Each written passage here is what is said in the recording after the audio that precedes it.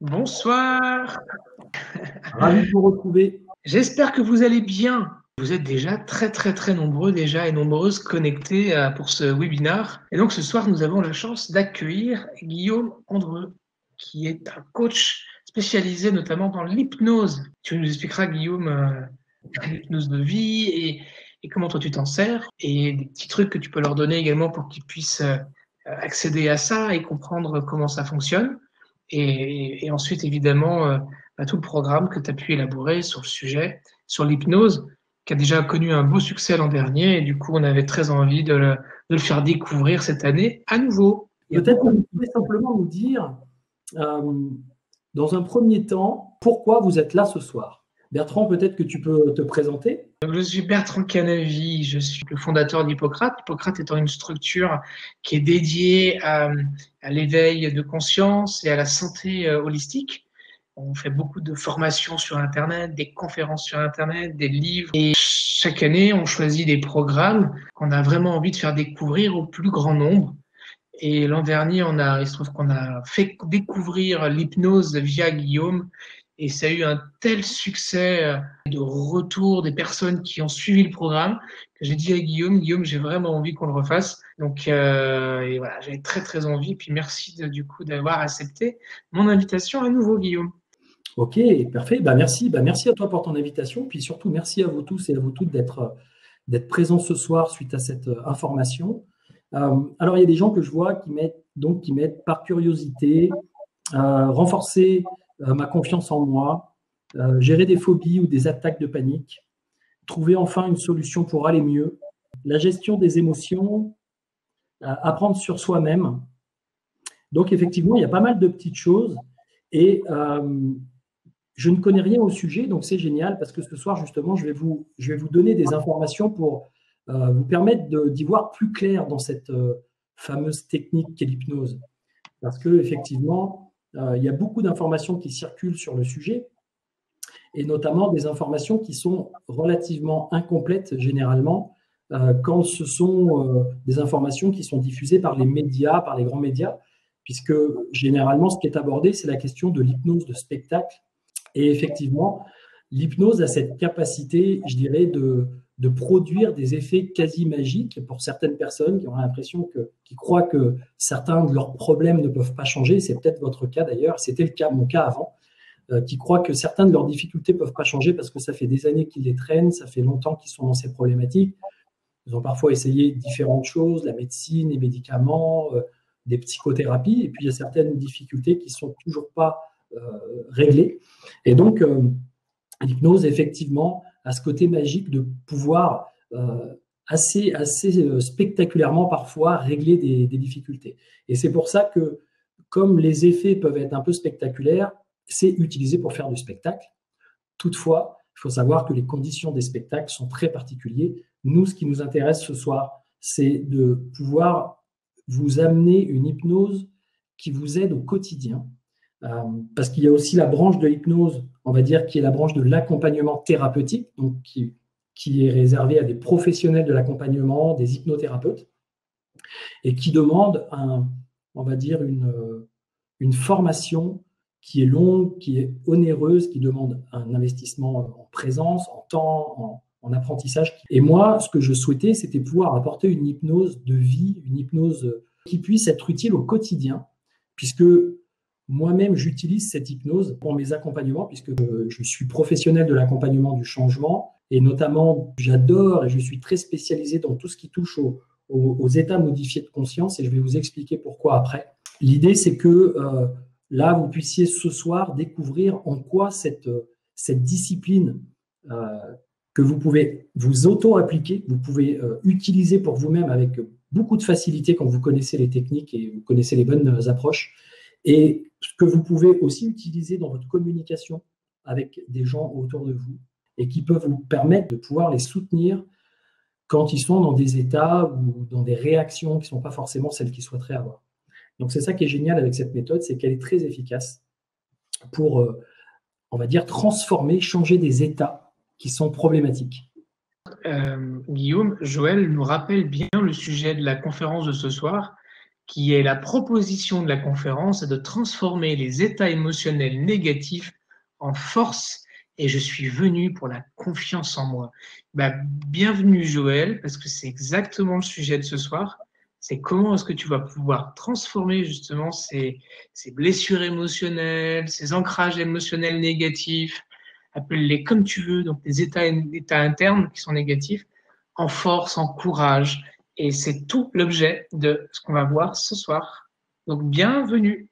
Alors, l'idée, c'est que on a tous des moments ou des situations dans lesquelles on se retrouve un petit peu dépassé, où on a l'impression qu'on n'arrive pas forcément à faire face.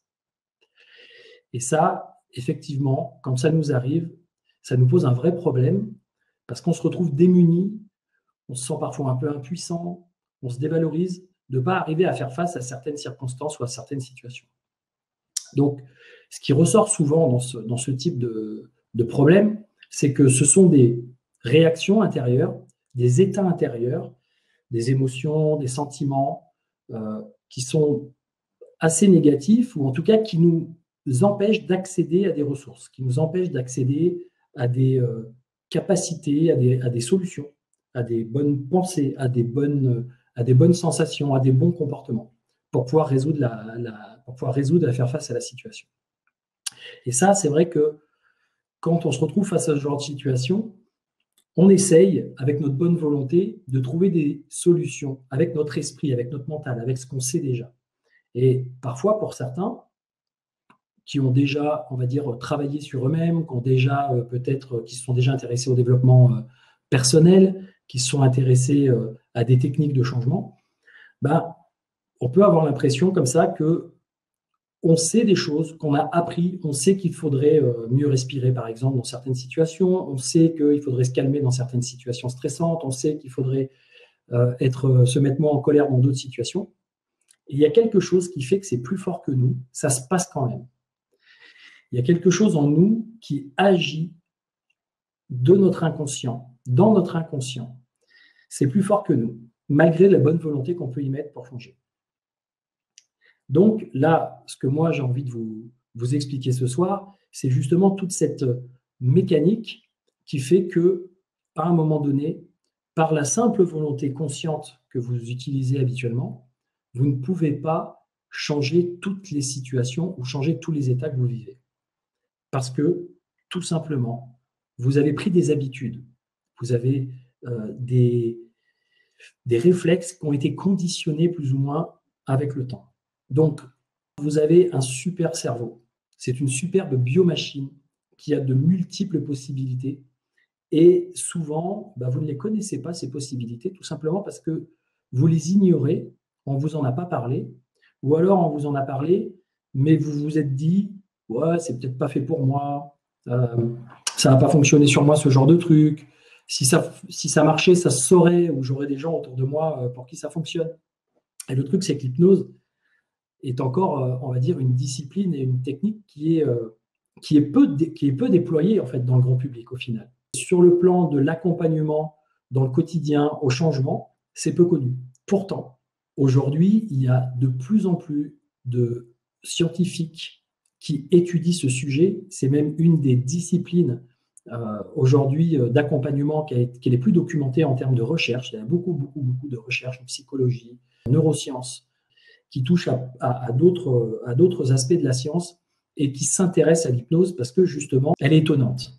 C'est étonnant de pouvoir obtenir des résultats, de pouvoir changer des choses à l'intérieur de soi avec cette technique qui finalement n'est pas nouvelle puisqu'elle existe depuis, je dirais presque des millénaires, puisque finalement, la voix, l'utilisation de la voix, le fait de raconter des histoires, faire travailler son imagination, a toujours existé dans toutes les cultures pour apprendre et pour permettre aux gens de s'adapter aux différentes difficultés qu'ils pouvaient rencontrer. Toutefois, ça a été, on va dire, simplifié. Et l'hypnose porte en elle des techniques et des outils qui sont très efficaces, qui peuvent permettre des changements très rapides et que l'on peut s'auto-appliquer. Ce soir, l'idée, c'est de se rendre compte que souvent, on fait des erreurs. Alors, on fait des erreurs qui ne sont pas forcément conscientes. On fait des erreurs inconscientes, mais souvent qui sont liées à notre ignorance ou qui sont liées à nos habitudes de fonctionnement. On souhaiterait parfois pouvoir changer un état d'être, c'est-à-dire on va se sentir dans une situation stressée, qu'il y a une peur qui monte. On va sentir dans d'autres situations qu'on n'est peut-être pas assez dans l'action, qu'on est inhibé, ou alors qu'on est trop énervé, trop énergique, peut-être qu'on fait appel à trop de colère. Et finalement, on se rend compte que dans ces situations-là, on n'arrive pas vraiment à réguler nos états intérieurs. On n'arrive pas vraiment à bien les gérer. Et nos réactions sont parfois disproportionnées, ou en tout cas, nos réactions dépassent ce qu'on souhaiterait avoir comme comportement. Et d'une certaine façon, soit ça pose des problèmes aux gens autour de nous, qui vont nous le reprocher, soit ça nous pose un problème à nous-mêmes, parce qu'on se sent pas à la hauteur de ce qu'on souhaiterait être. On se dit non, mais c'est pas possible que je réagisse encore comme ça, c'est pas possible que je manque de confiance comme ça, c'est pas possible que j'ai du mal à m'affirmer de cette façon, c'est pas possible que dans telle situation je perde mes moyens, ou que mes rêves sont en train je dirais d'être oubliés parce que je manque on va dire, je m'auto-sabote ou je manque d'énergie pour faire les choses, passer à l'action dans certains domaines qui m'intéressent et pour atteindre mes objectifs. Donc, d'une certaine façon, on se retrouve face à des blocages ou face à des fonctionnements intérieurs qui nous limitent et on essaye de les, on va dire, on essaye de les changer par la force de notre volonté. On se dit, il faut que je fasse autrement, pense comme si, on a beaucoup de pensées qui nous viennent, pense comme si, fais comme ça, essaye de trouver l'énergie de le faire. Et puis, des fois, ça ne marche pas. C'est plus fort que nous. Donc, l'erreur que l'on fait, et que moi j'ai faite pendant longtemps, c'est de vouloir, je dirais, tout contrôler avec mon esprit conscient. Sauf que mon esprit conscient, finalement, on va dire, c'est 2-3% de mes capacités totales et globales, de tout mon potentiel. C'est-à-dire que votre esprit conscient, c'est ce qui, là, maintenant, à cet instant, est capable de gérer, on va dire, le flux d'informations qui vient à votre cerveau, dont vous êtes conscient.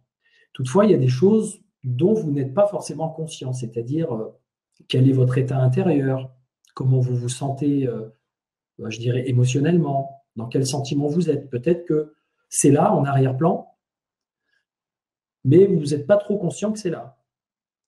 Peut-être que vous ne sentez pas non plus votre respiration. Quel rythme elle a? Est-ce qu'elle est profonde? Est-ce qu'elle est rapide?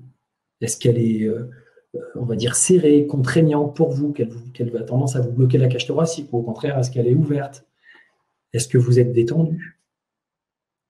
Est-ce que vous êtes aussi détendu que vous pourriez être?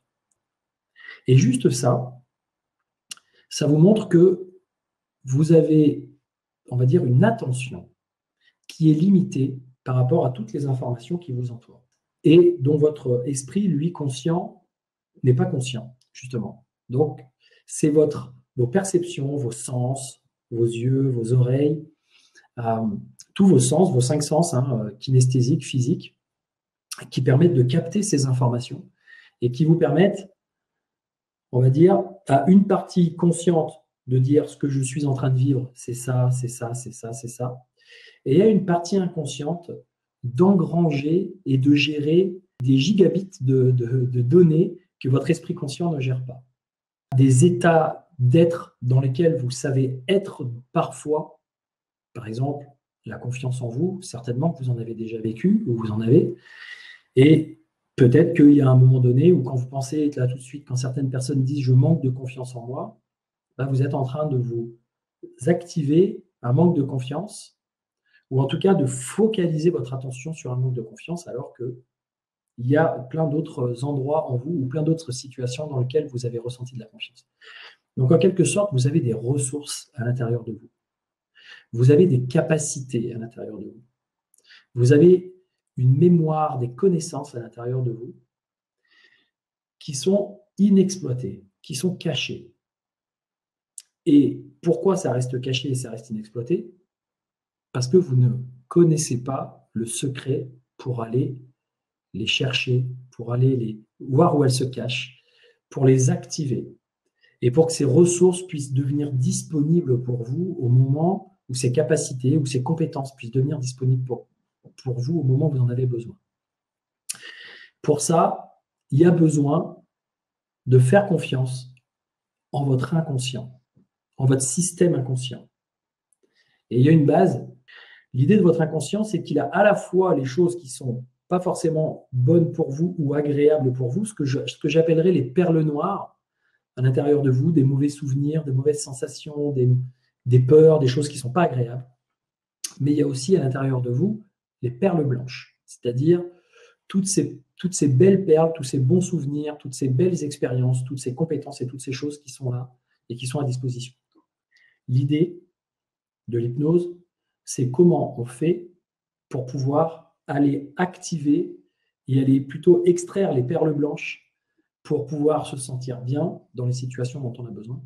Comment on s'y prend pour faire ça?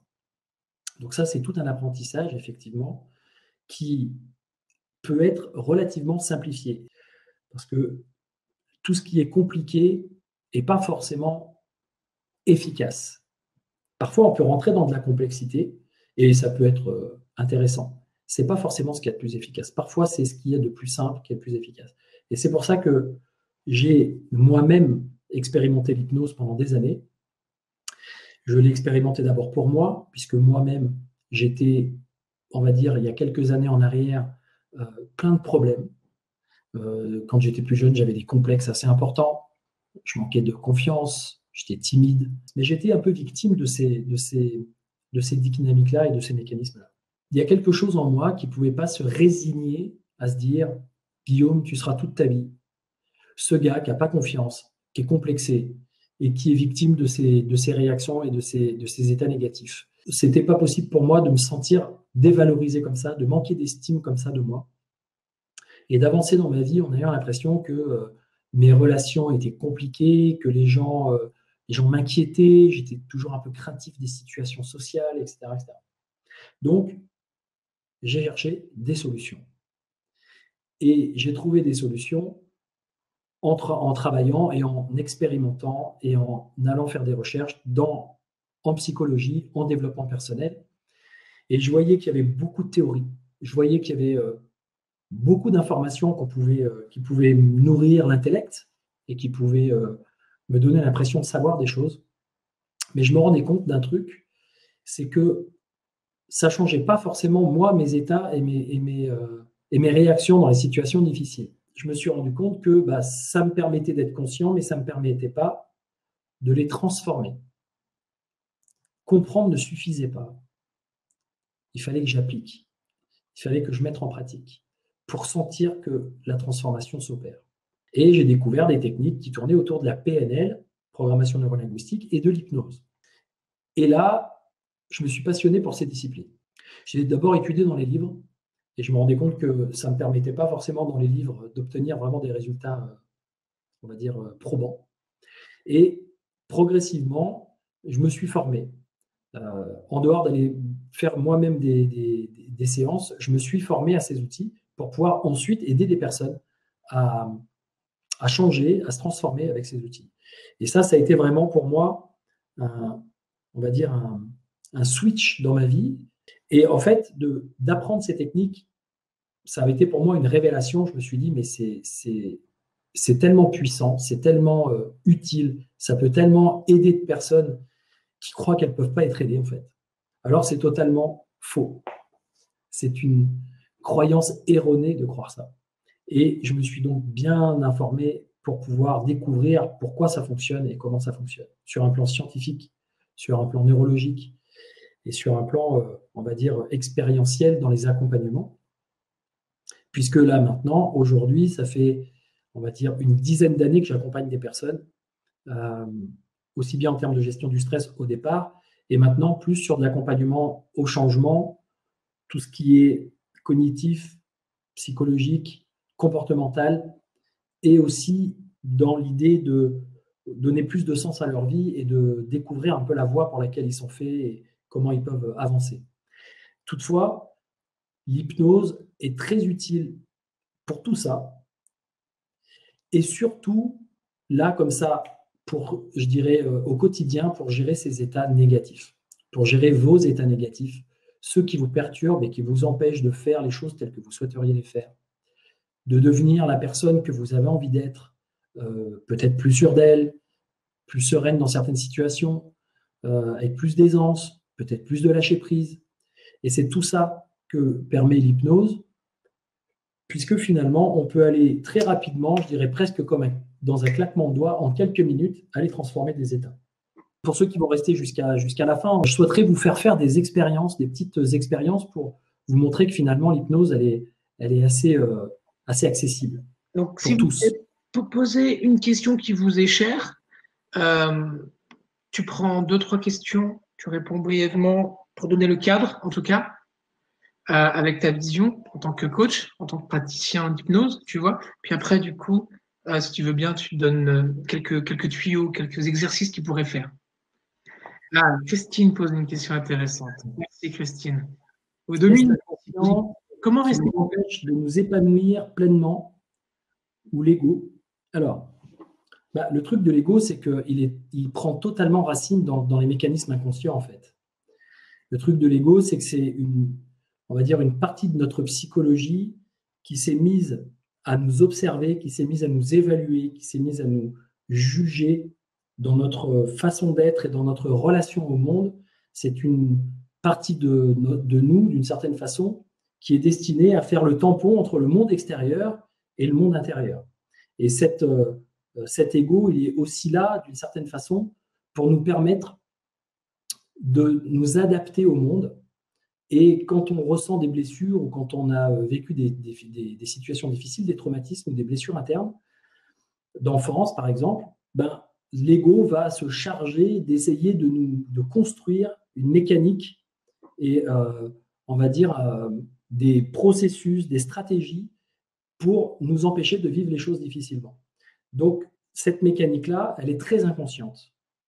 C'est-à-dire qu'effectivement, ça va se traduire par, on pourrait dire, des envies d'agir d'une certaine façon, ça va se traduire par une façon de penser l'ego, c'est-à-dire soit je suis victime, soit je suis agresseur, c'est-à-dire soit je vais être sur un mode défensif, soit je vais être sur un mode agressif, soit je vais être sur un mode victime, soit je vais me dévaloriser, soit je vais me survaloriser, soit je vais me comparer, soit je vais,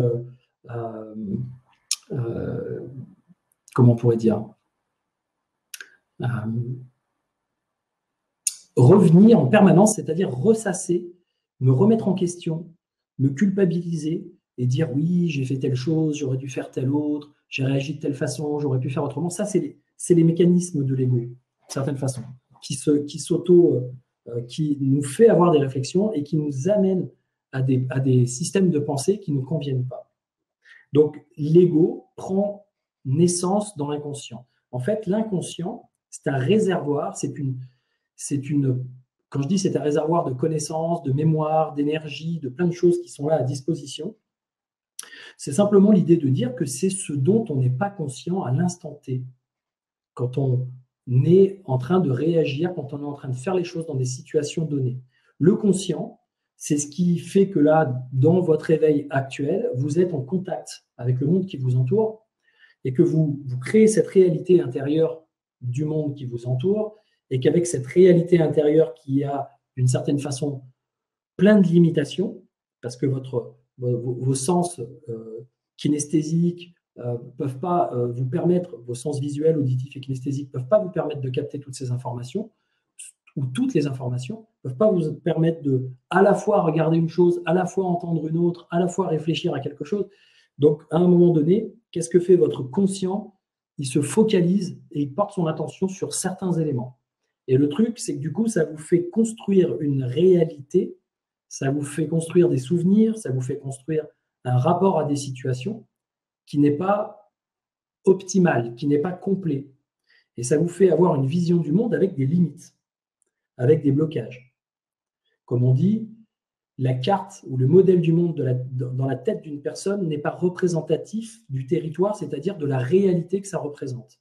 Donc on a tous une vision qui est très limitée à l'intérieur de nous, qui est limitée de nous-mêmes, qui est limitée de nos possibilités, qui est limitée dans nos connaissances. Et d'ailleurs, vous devez tous avoir ces moments où vous vous demandez à l'avance si dans un moment donné, face à une situation, vous allez vous souvenir de ce que vous voulez dire, vous allez réagir comme il faudrait, vous allez vous arriver à vous rappeler de quelle façon il serait bon que vous fassiez les choses, etc. Pourquoi? Parce que automatiquement, votre conscient pense qu'il peut-être n'aura pas accès dans telle ou telle situation à telle chose. Et du coup, l'ego là s'empare de la situation. Et qu'est-ce qu'il fait? Soit il vous descend, soit il vous surgonfle de façon à vous dire si tu vas t'en sortir, ou alors ouais non, tu n'y arriveras jamais, de toute façon, tu es trop nul. D'accord? Et donc, vous allez rentrer après dans des mécanismes psychologiques qui vont, d'une certaine façon, vous amener à pas arriver à faire face à ce que vous voulez et à pas, je dirais, obtenir le meilleur de vous-même dans les situations.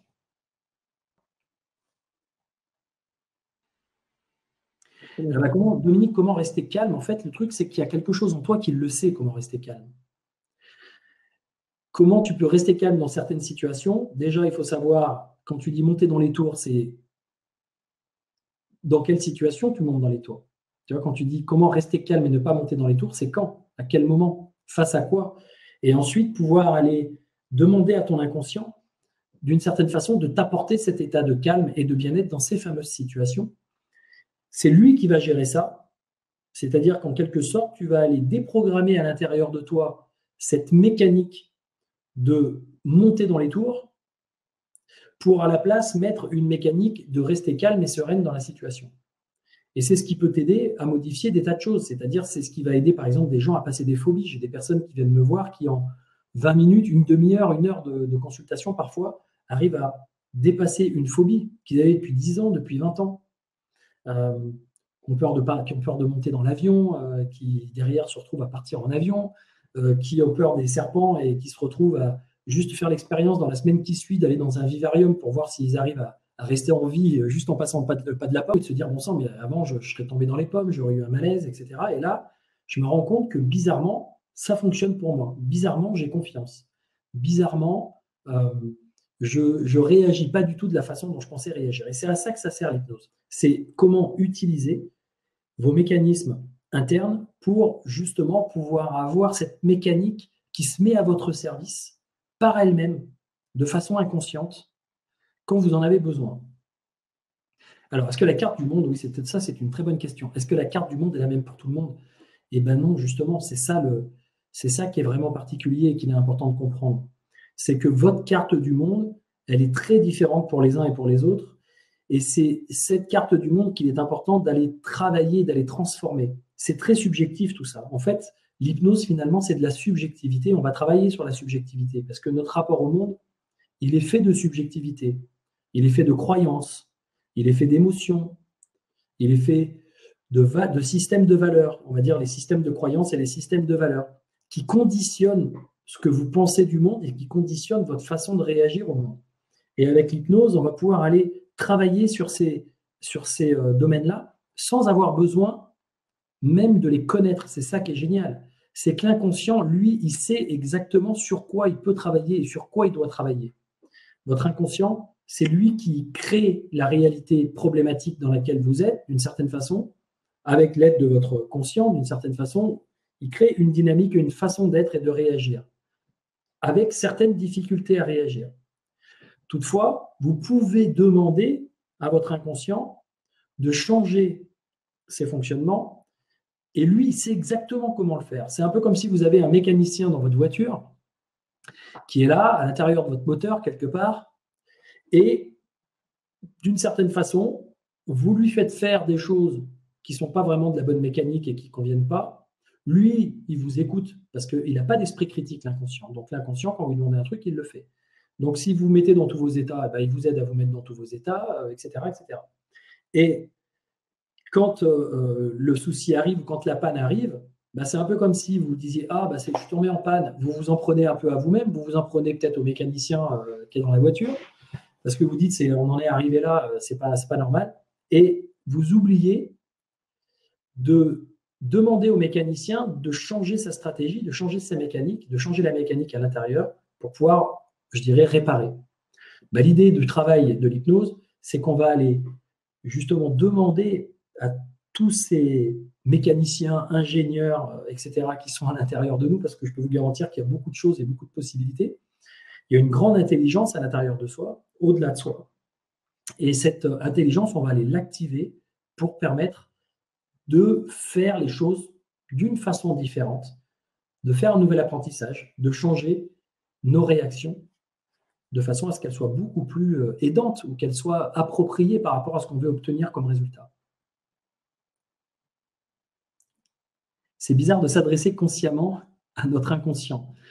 L'idée, c'est que, en fait, on ne va pas s'adresser consciemment à notre inconscient d'une façon aussi, je dirais, simple que ce que je vous dis là maintenant. Là, si je parle à mon inconscient de cette façon-là, il y a des chances que, en fait, d'une certaine façon, mon mental joue les filtres et récupère l'information que je suis en train de donner et la transforme et qu'il ne se passe pas grand-chose. C'est pour ça que pour rentrer sous hypnose, on va passer par des états de transe. Pour faire de l'auto-hypnose ou pour faire de l'hypnose, on va aller utiliser des états différents de conscience. On va passer des fréquences bêta, celles qu'on utilise justement quand on est conscient, quand on réfléchit, quand on se prend la tête, quand on se retrouve face à des problèmes et qu'on n'arrive pas à s'en sortir. Tous ces états qu'on appelle les états bêta, qui sont sur des fréquences élevées, on va les baisser jusqu'à arriver à des états d'ondes alpha et theta, qui sont les états d'ondes dans lesquels les résolutions peuvent se faire, dans lesquels les apprentissages peuvent changer, dans lesquels les déconditionnements peuvent s'opérer. Et on va se donner des instructions et on va d'abord se mettre bien évidemment dans une induction et dans un état de transe et ensuite on va pouvoir opérer les transformations à l'intérieur de soi. C'est juste génial, c'est juste passionnant. Donc franchement, ça vaut vraiment le coup de maîtriser ces techniques-là, sachant que de plus en plus de sportifs de haut niveau, de plus en plus de leaders, de chefs d'entreprise, enfin des personnes qui ont besoin d'atteindre, de se dépasser d'une certaine façon, ou d'améliorer leur mode de fonctionnement, se tournent maintenant vers l'hypnose. Moi, j'accompagne de nombreuses personnes dans ces domaines-là. Elles se tournent vers l'hypnose. Pourquoi? Parce qu'elles se rendent compte qu'il y a quand même une réserve de ressources et de capacités et de compétences et de possibilités à l'intérieur de soi qu'on n'utilise pas et qui font qu'on reste dans notre pas bien. Et on n'arrive pas à sortir, on n'arrive pas à trouver, à avoir plus de clarté d'esprit, à avoir cette énergie de confiance et de pouvoir transformer les situations, transformer les perceptions. Alors, l'idée de discuter avec l'inconscient ou le conscient, le subconscient, l'inconscient, c'est ce dont vous n'avez pas conscience. Ce qu'on nomme l'inconscient, c'est pas un... On pourrait imaginer que c'est comme une entité, mais en réalité, c'est l'ensemble des mécanismes et l'ensemble des compétences et des capacités, des ressources qui sont là, mais dont vous n'êtes pas conscient au moment où vous faites les choses et au moment où vous vous retrouvez dans les situations difficiles. Et donc, l'idée, c'est de pouvoir aller chercher et pouvoir aller activer ces leviers à l'intérieur de soi en entretenant un dialogue avec cette dimension inconsciente. Mais c'est un peu comme si cette dimension inconsciente, elle était derrière une vitre sans teint, enfin derrière une vitre où quand on se retourne, on se voit dedans, on ne voit pas tout ce qu'il y a derrière la vitre. Mais derrière la vitre, il y a tout un tas d'équipes d'ingénieurs, de mécaniciens, de professionnels en tout genre, d'une certaine façon, qui se retrouvent un peu comme ça dans notre inconscient. Et si on leur demande de nous aider, eh ben, ils vont mettre en place tout ce qu'il faut pour nous aider. Et c'est ça qui est intéressant, c'est qu'on ne fait pas suffisamment confiance à son inconscient. Et comme disait Milton Erickson, c'est, on va dire, l'hypnothérapeute psychiatre américain qui est le plus réputé dans le domaine de l'hypnose. Pourquoi? Parce qu'il a vraiment apporté quelque chose de nouveau qui a été beaucoup, beaucoup étudié dans plein de disciplines, notamment l'école de Palo Alto dont on parlait tout à l'heure. Il a beaucoup participé à cette école-là. Et il a modifié l'hypnose. Il est passé d'une hypnose qui peut aller appuyer sur les résistances des gens, c'est-à-dire une hypnose autoritaire dans laquelle on va jouer sur la fascination et on va, je dirais d'une façon très directive, suggérer à la personne de dormir, de fermer ses yeux, de dormir, de se mettre dans un certain état. Ce que vont faire certaines personnes très suggestibles. Si on leur dit d'une façon très directe, maintenant ferme tes yeux, dors, mets-toi dans un état on va dire d'intériorité, fais ci, fais ça, la personne va le faire. Vous demandez de faire la poule, elle va le faire, etc. Toutefois, elle le fait parce qu'elle a envie de jouer le jeu. Elle le fait parce qu'elle décide de jouer le jeu de l'hypnotiseur qui est là pour, on va dire, stimuler ses mécanismes et stimuler sa façon de fonctionner. Lui, ce que faisait Milton Erickson, c'est qu'il aidait des gens qui avaient des difficultés de santé, des difficultés psychiques importantes. D'ailleurs, il était considéré comme un guérisseur tellement réputé qu'il y avait des gens du monde entier qui venaient le voir. Et il utilisait l'hypnose, mais sans donner l'impression qu'il utilisait l'hypnose. Il amenait les gens à rentrer en transe, à aller utiliser leur mécanique intérieure, à se mettre dans des états d'intériorité et des états de transe hypnotique, sans vraiment se rendre compte qu'il rentrait dedans. Donc lui, il avait des techniques beaucoup plus, on pourrait dire, écologiques, qui ne forçaient pas le mental de la personne, qui n'allaient pas le contrarier et mettre en place les résistances intérieures, et qui permet simplement à l'inconscient d'agir si c'est bon pour la personne. C'est-à-dire, on va mettre en place des protocoles, mettre en place des processus, une façon de communiquer, un langage qui va permettre en fait d'obtenir les résultats sans forcer, naturellement. Comment il se traduit le dialogue et est-ce que c'est un nettoyage cérébral? Alors on peut considérer que c'est un dialogue intérieur, effectivement, puisqu'on est en communication par soit la voix, soit des pensées, mais en quelque sorte, il y a un dialogue, il y a une façon de se parler, il y a une façon de quand on est en auto-hypnose, de se donner des instructions pour arriver à se mettre dans certains états, mais c'est soit par la voix parlée, soit par simplement la pensée. Et quand on va dialoguer avec quelqu'un ou quand on va parler avec quelqu'un, l'hypnose, c'est un outil de communication, en fait. C'est une façon de parler, une façon de communiquer qui va générer chez l'autre, qui va lui permettre d'accéder à des états qui sont intéressants pour lui. Et oui, d'une certaine façon, ça fait comme un nettoyage, on va dire, cérébral, neuro-émotionnel. Pourquoi? Parce que quand vous transformez, quand vous allez libérer des mémoires ou des énergies qui étaient là, qui restaient bloquées en vous et qui généraient des états négatifs ou des comportements qui ne sont pas souhaitables pour vous, quand vous changez votre système de pensée et que vous passez d'un système de pensée qui est parfois un petit peu chaotique à un système de pensée plus clair, j'avais presque envie de dire merdique à plus sain, oui, vous êtes en train de faire du nettoyage de votre système nerveux, une reconfiguration.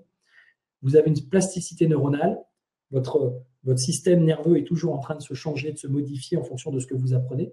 Donc, vous avez vraiment la possibilité de changer.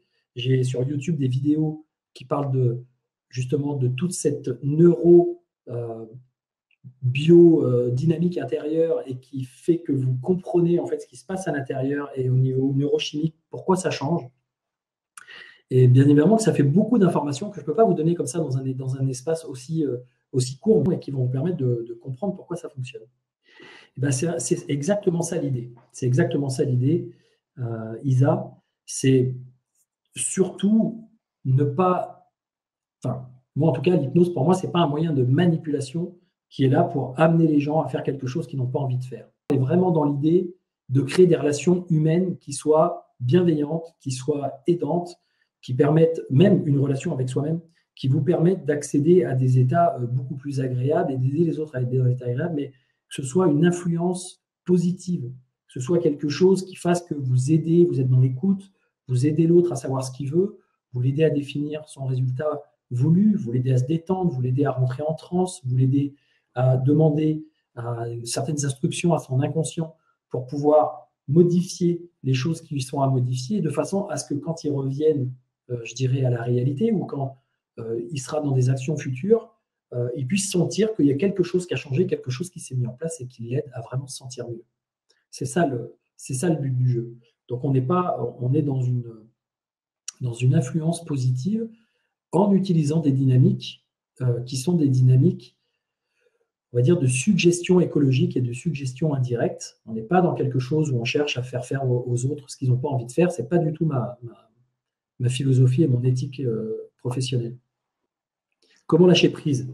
Ben c'est pareil, lâcher prise, ça passe par le fait que votre esprit et votre mental, je dirais, a un genre de nonos auquel il s'accroche parce qu'il ne veut pas passer à autre chose. C'est-à-dire qu'il y a une volonté d'obtenir un résultat, il y a une volonté de vivre les choses d'une certaine façon, il y a une volonté de contrôle sur les choses. Et malgré que les choses ne se passent pas exactement comme vous voulez ou que vous n'arrivez pas à obtenir votre résultat, d'une certaine façon, parfois, il y a une forme de crispation sur les choses. Et à la fin, on n'en peut plus. On est fatigué d'être crispé et de vouloir le contrôle sur certaines choses. Et le lâcher-prise, c'est aussi quelque chose qui peut être possible, mais à partir du moment où on va changer d'état.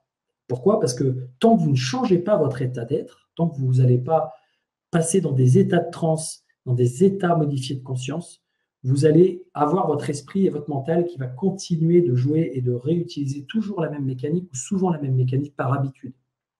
Et c'est très difficile de contrer ça mentalement tant qu'on n'a pas été changer les programmes sous-jacents qui vous font penser, qui vous font agir de cette façon-là.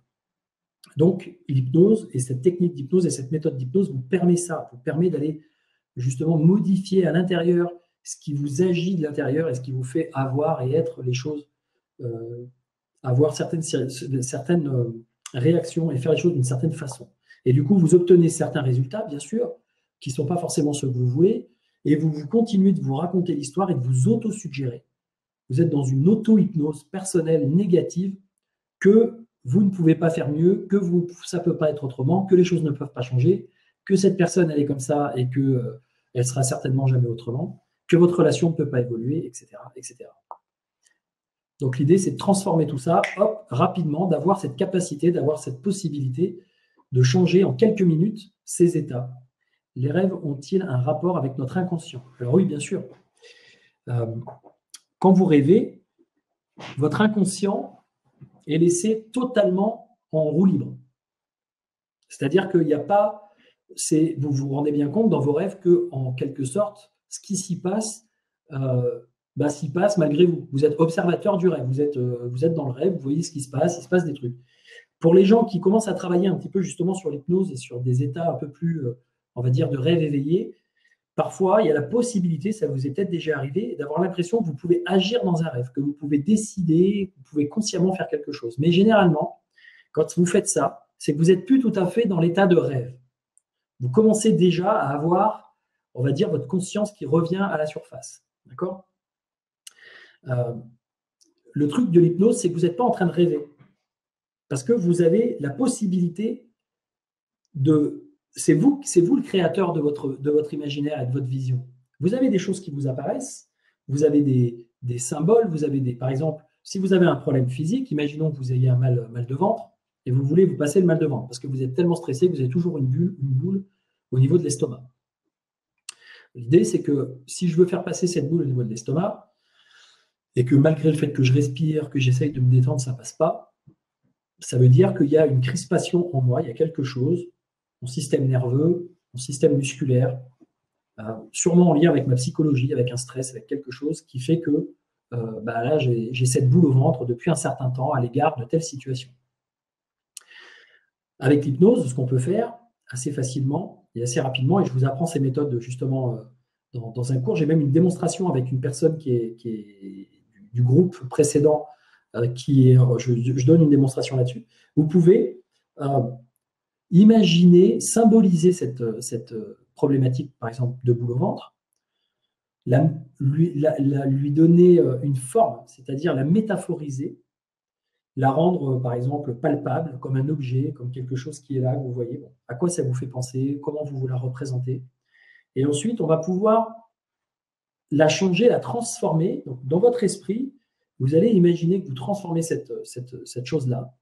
Et quand vous allez la transformer dans votre esprit, vous allez vous rendre compte que vos sensations sont en train de se transformer aussi et qu'il y a un lien direct entre ce que vous imaginez et ce que vous ressentez. Et c'est ça qui est assez génial avec l'hypnose, c'est qu'on n'a pas besoin de savoir pourquoi vous avez la boule au ventre, vous n'avez pas besoin d'aller faire 36 000 analyses chez un médecin pour savoir le pourquoi du comment. Parfois, on va avoir la possibilité d'aller transformer, même d'aller dénouer des tensions profondes, juste parce qu'on va mettre en place une mécanique qui va aller agir au niveau de vos cellules, au niveau de votre ADN, au niveau de l'information cellulaire, au niveau de ce qui se passe dans vos muscles, au niveau de ce qui se passe dans votre système nerveux. Et il y a des transformations qui vont s'opérer. Il y a même des gens qui guérissent de difficultés importantes. Je parle avec l'hypnose d'une façon générale. Il y a vraiment des choses qui peuvent être assez spectaculaires. des rémissions, le fait de retrouver ses capacités quand les gens ont eu des accidents, le fait de pouvoir passer des douleurs, de pouvoir guérir plus vite certaines douleurs physiques. C'est-à-dire que l'hypnose va vous permettre d'utiliser votre esprit et le pouvoir de votre esprit. C'est un puissant pouvoir, le pouvoir de votre esprit, puisqu'il a le pouvoir de vous rendre malade, il a le pouvoir de vous faire du mal. Vous connaissez le principe de l'effet placebo et de l'effet nocebo. L'effet placebo, c'est par mon état d'esprit, je peux guérir de choses simplement parce que j'imagine que ça va fonctionner, que je crois que ça va marcher, parce que je prends telle ou telle substance, et même si ce n'est pas une vraie substance, même si ce n'est pas un vrai médicament, juste par mon état d'esprit, parce que je crois que c'est possible, je vais guérir. Et ça peut être jusqu'à l'effet placebo, jusqu'à 30, des fois 40%. L'effet placebo est tellement important aujourd'hui que ça pose des problèmes aux industries pharmaceutiques d'une certaine façon.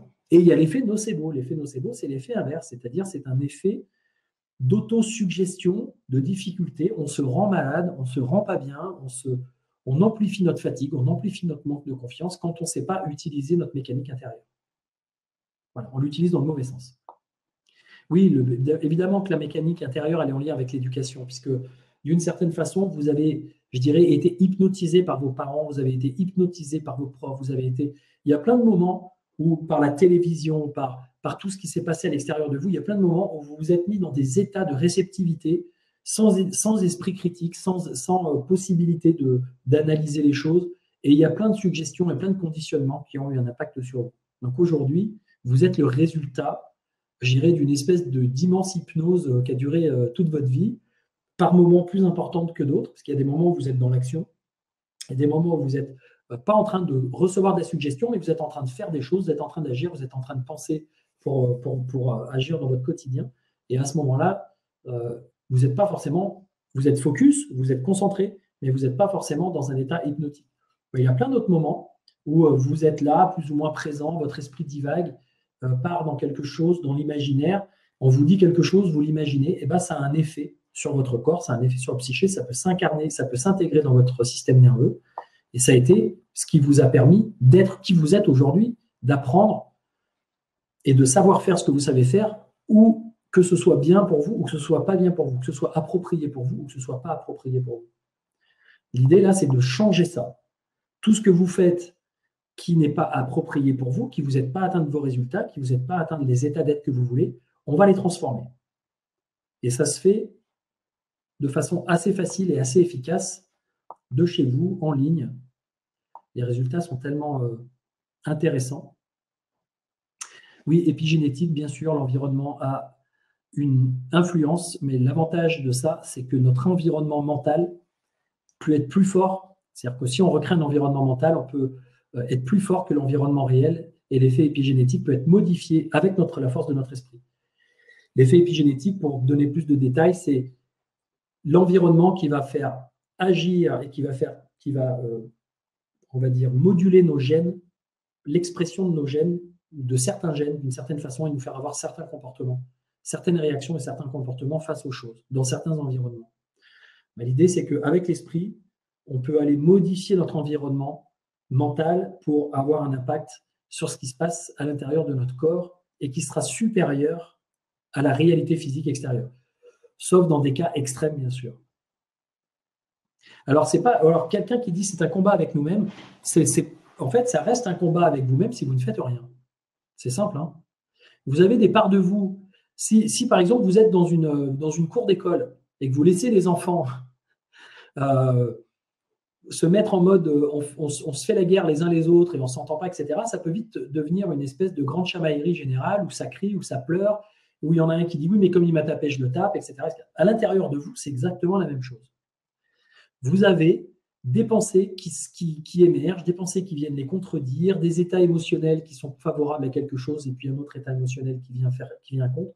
Et du coup, vous êtes dans des conflits intérieurs. Et l'état d'hypnose et l'utilisation de cet état modifié de conscience, de l'état de transe et de ces méthodes-là, vous permet justement d'aller remettre de l'apaisement, de la sérénité, de la conciliation entre les différentes parties de vous-même, de vous apaiser, de ressentir que ça y est, vous n'êtes plus en guerre face à tel truc, que vous arrivez à faire des choix beaucoup plus clairs, avoir une vision plus définie de ce que vous voulez. que vous pouvez moduler vos comportements, que vous pouvez réduire les comportements qui vous posent problème et qui vous font avoir, on va dire, des mal-être. Vous pouvez, tout ça, ça peut se modifier. J'ai une sensation de vertige. Oui, tout ce qui est sensation de vertige, ça peut se traiter et ça peut s'améliorer en allant demander à l'inconscient de changer tout ça, bien sûr.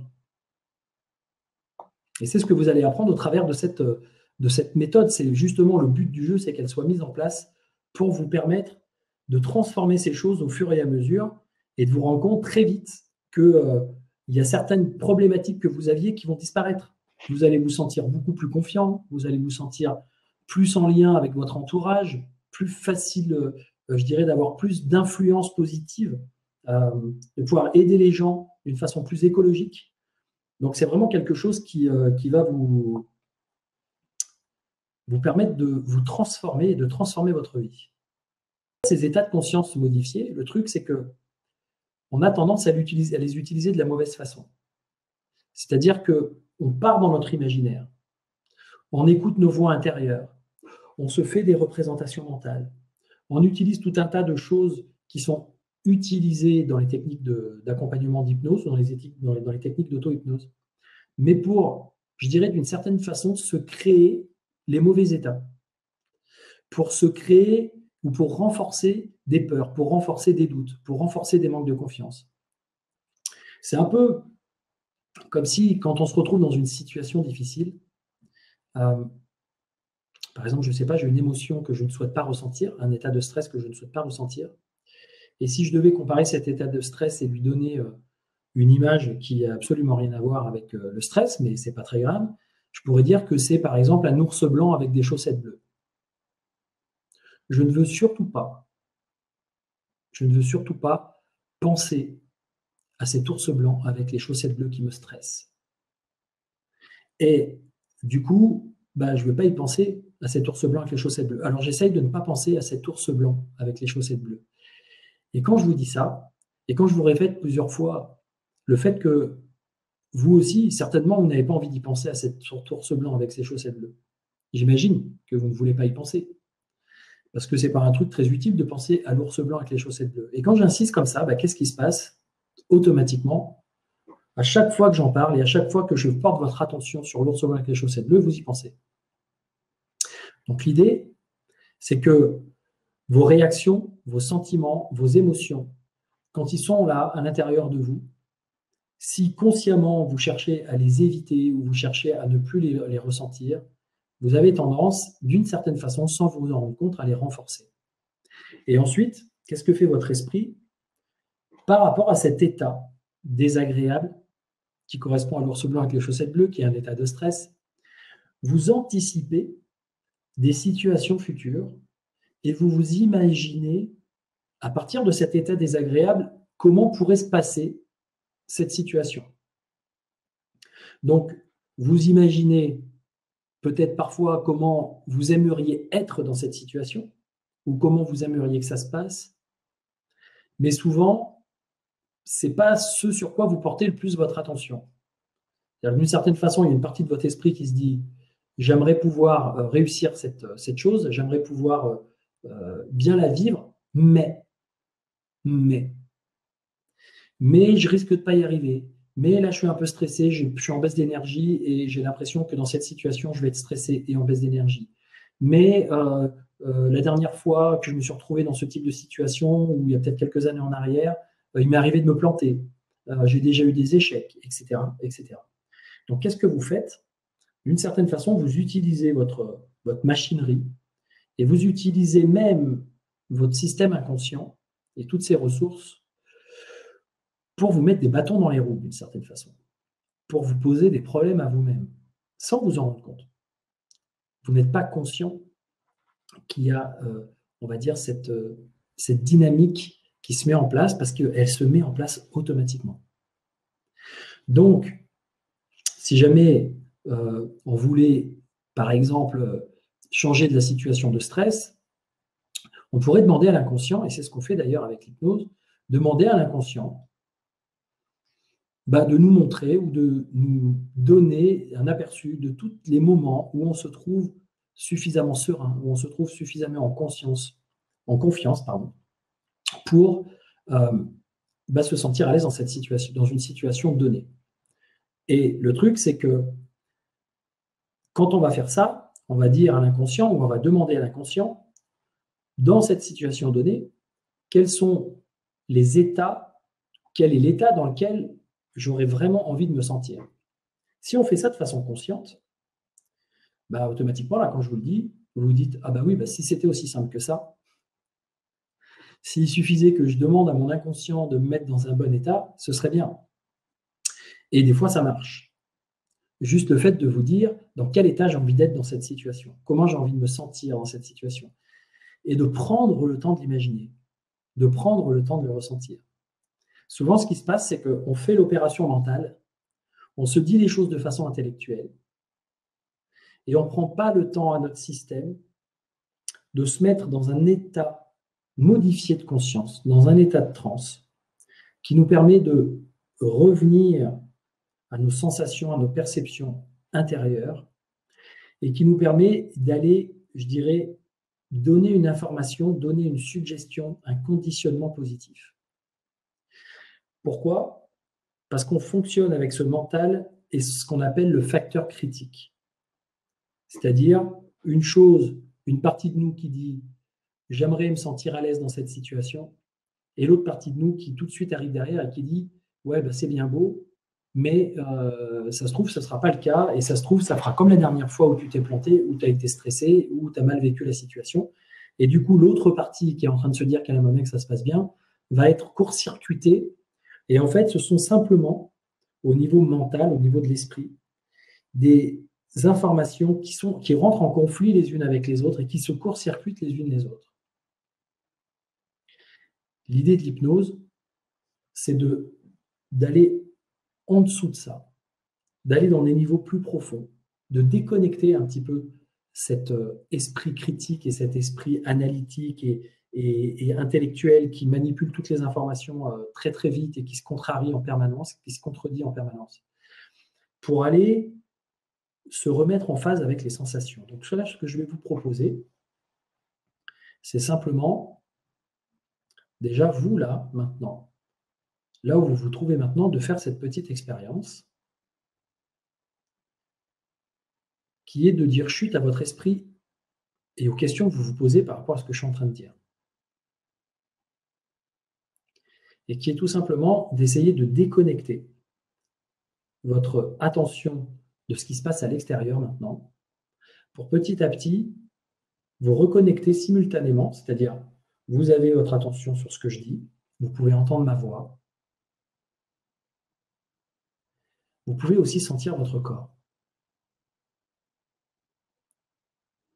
Vous pouvez même faire tout le tour de votre corps avec votre conscience.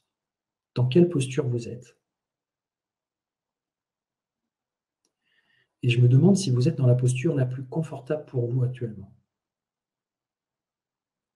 Si vous êtes dans la posture la plus équilibrée, je dirais, pour pouvoir vous relâcher vraiment, vous détendre. Et juste portez attention à votre posture et si vous en ressentez le besoin, corrigez-la. Laissez votre corps naturellement retrouver une posture et un état de détente dont vous avez besoin pour être vraiment bien, pour être mieux que ce que vous étiez jusqu'à présent. Et si vous étiez déjà bien, comment vous pouvez faire encore mieux que ça, pour être encore mieux que ça? Et l'idée peut-être aussi, c'est de vous rendre compte que quand je vous propose de revenir en attention de votre corps, pour certaines personnes, c'est très agréable. Pour d'autres, c'est peut-être moins agréable parce qu'ils ont moins l'habitude de se reconnecter aux sensations agréables du corps. Et en fait, l'hypnose, c'est un moyen de remettre de la sensation agréable dans votre corps. Je dirais que c'est presque un des moyens les plus puissants, les plus efficaces, les plus rapides pour remettre de bonnes sensations, pour détendre votre corps et pour accéder à des, on va dire, à des formes de pensée, à des sensations qui peuvent vous faire du bien, qui peuvent vous aider à aller mieux. Alors évidemment, ça passe par des processus, ne serait-ce que déjà commencer par simplement respirer, prendre conscience de votre respiration et vous rendre compte que votre respiration actuellement est en train de changer quand vous en prenez conscience.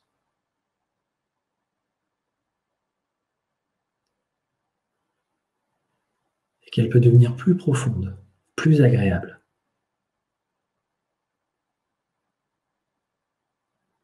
Que quand vous inspirez, il y a une sensation assez légère, quelque chose qui fait du bien, on se remplit. Vous vous remplissez en inspirant. Et vous pouvez porter votre attention sur les sensations agréables de l'inspiration. Et l'expiration est agréable aussi parce que d'une certaine façon, elle permet de relâcher. Elle permet de laisser reposer le corps.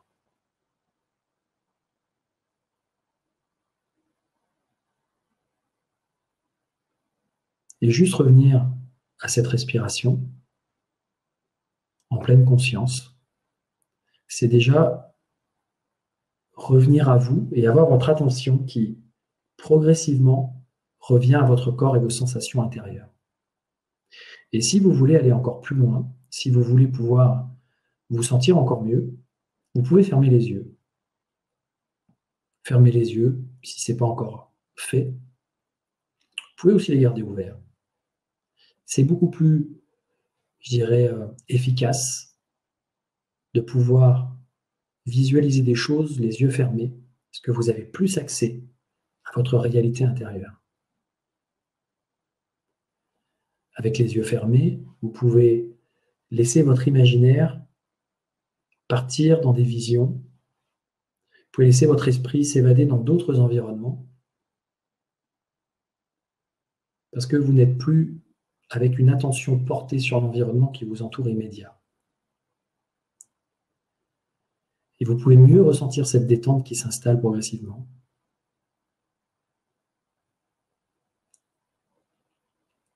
Et vous rendre compte que, en étant là où vous êtes, vous obtenez une certaine relaxation, une certaine détente.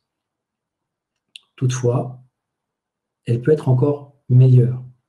Et vous pouvez obtenir et accéder en vous à des sensations encore plus agréables. Et pour ça, il suffit peut-être simplement que vous pensiez et que votre esprit s'évade, aille voyager dans un lieu qui vous fait vraiment du bien. Un lieu dans lequel vous aimeriez être pour vous sentir à l'aise. Et ce lieu, quand vous y pensez,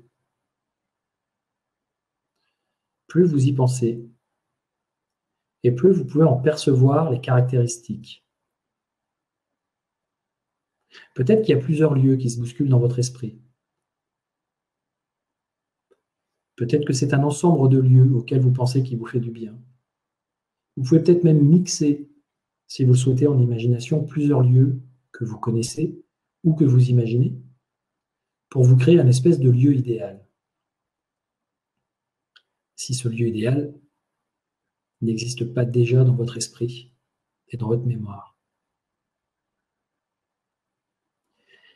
Et vous allez simplement regarder ce lieu, observer ce qu'il y a à voir dans ce lieu. Tous les détails qui font que c'est un lieu qui vous fait du bien, qui vous détend profondément, qui vous ressource. Observez ce qu'il y a de plus beau à voir dans ce lieu, que vous aimez voir, parce que c'est esthétique. Ça vous fait du bien. Vous pouvez même entendre les bruits, les sons particuliers qu'il y a habituellement dans ce lieu ou qui pourraient exister dans ce lieu.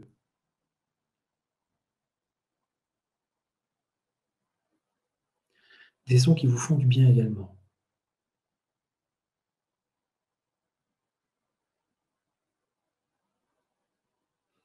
Et vous pouvez sentir, ressentir avec votre corps l'atmosphère particulière de ce lieu. Ressentir les sensations, l'énergie du lieu, l'ambiance.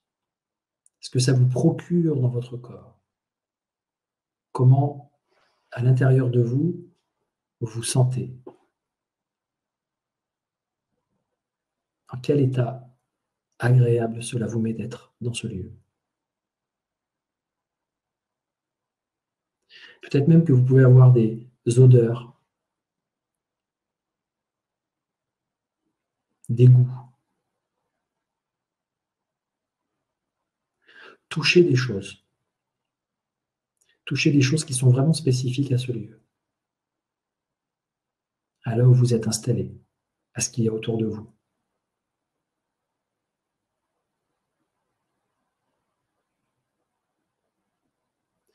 Et vous posez la question, qu'est-ce qui vous fait le plus de bien? Qu'est-ce qui vous fait le plus de bien?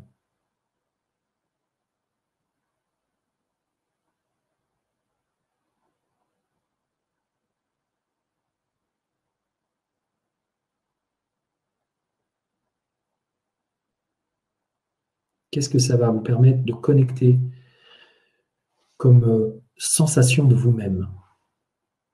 Est-ce que vous vous sentez la même personne quand vous êtes dans ce lieu que quand vous êtes dans d'autres contextes et d'autres situations qui vous mettent face à des limites, qui vous stressent, qui vous font ressentir de la peur ou de la crainte ou de l'angoisse? Juste observez si vous vous sentez la même personne, avec les mêmes sensations.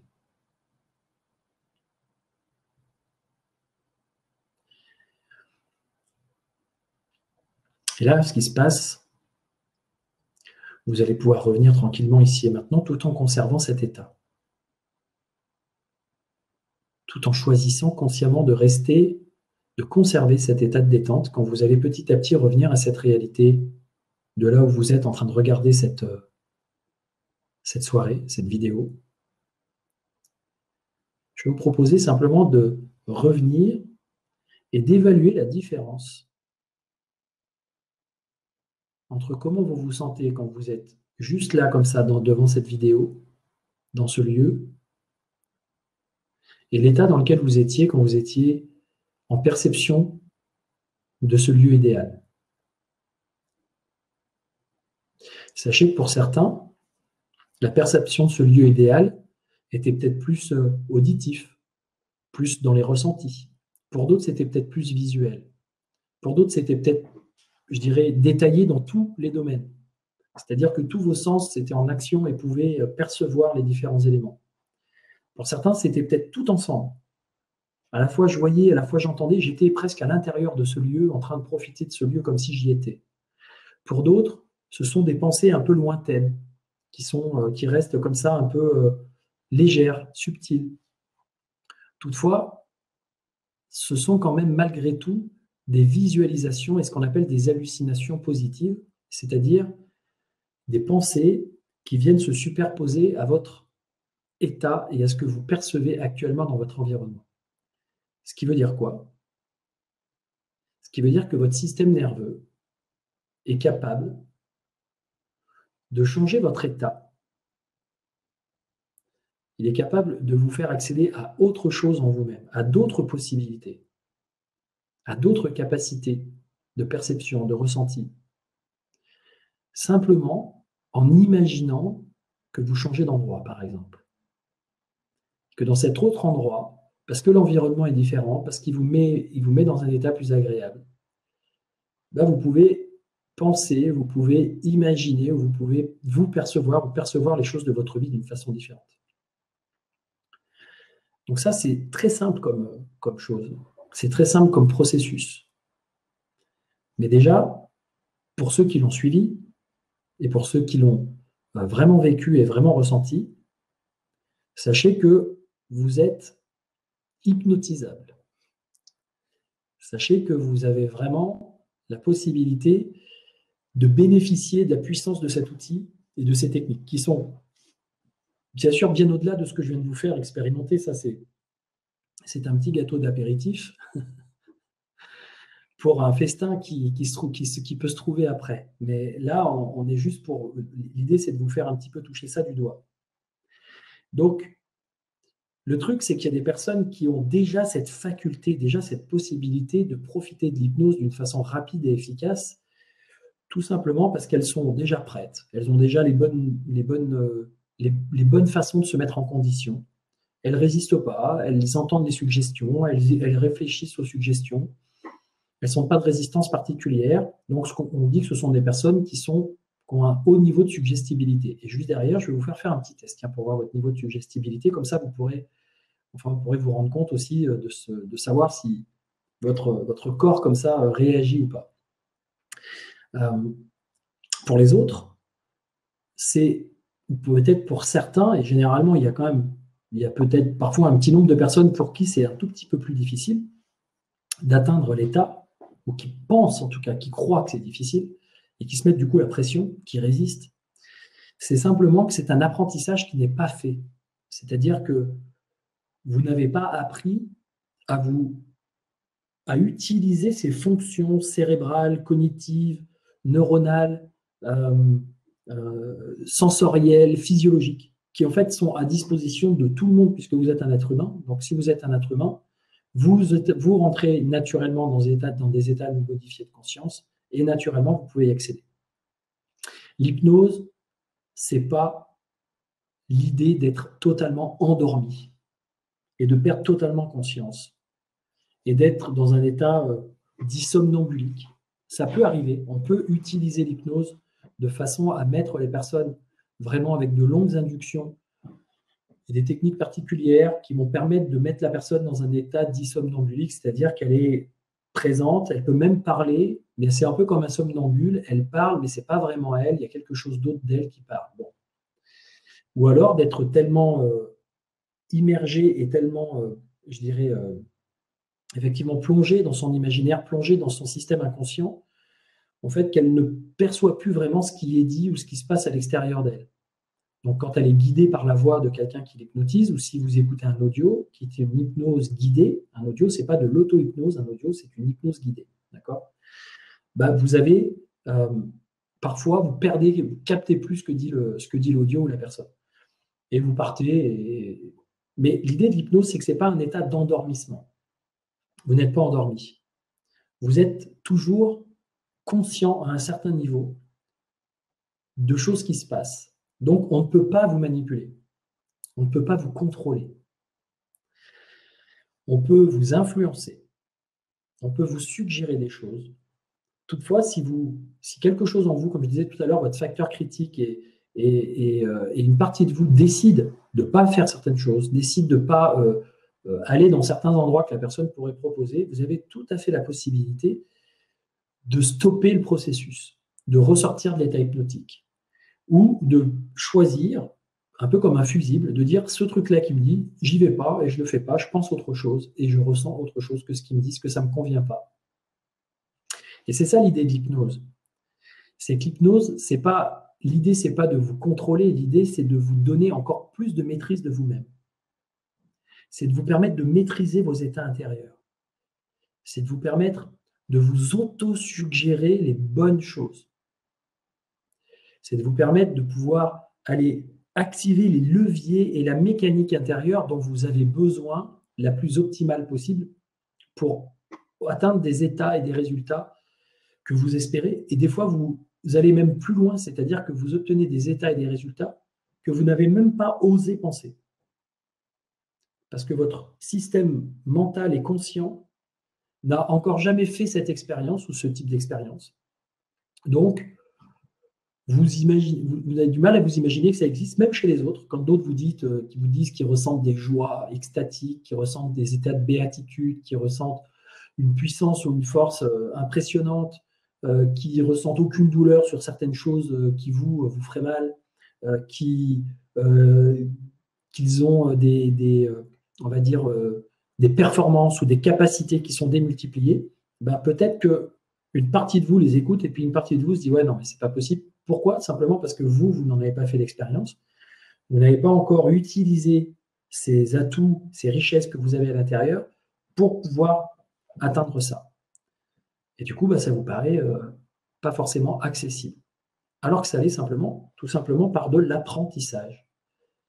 Votre cerveau a une capacité de se remodeler, ce qu'on appelle la plasticité neuronale. Il a une capacité de changer ses connexions à l'intérieur. Il a une capacité de donner des informations au corps, des systèmes d'hormones, des systèmes de...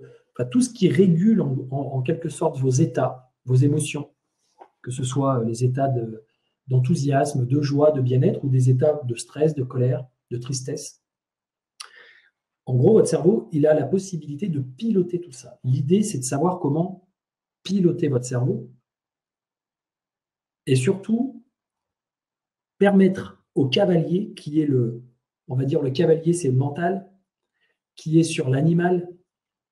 L'animal, c'est le corps, avec tous les processus qu'il gère par lui-même et sur lequel le cavalier n'a pas de possibilité on pourrait dire, de contrôle.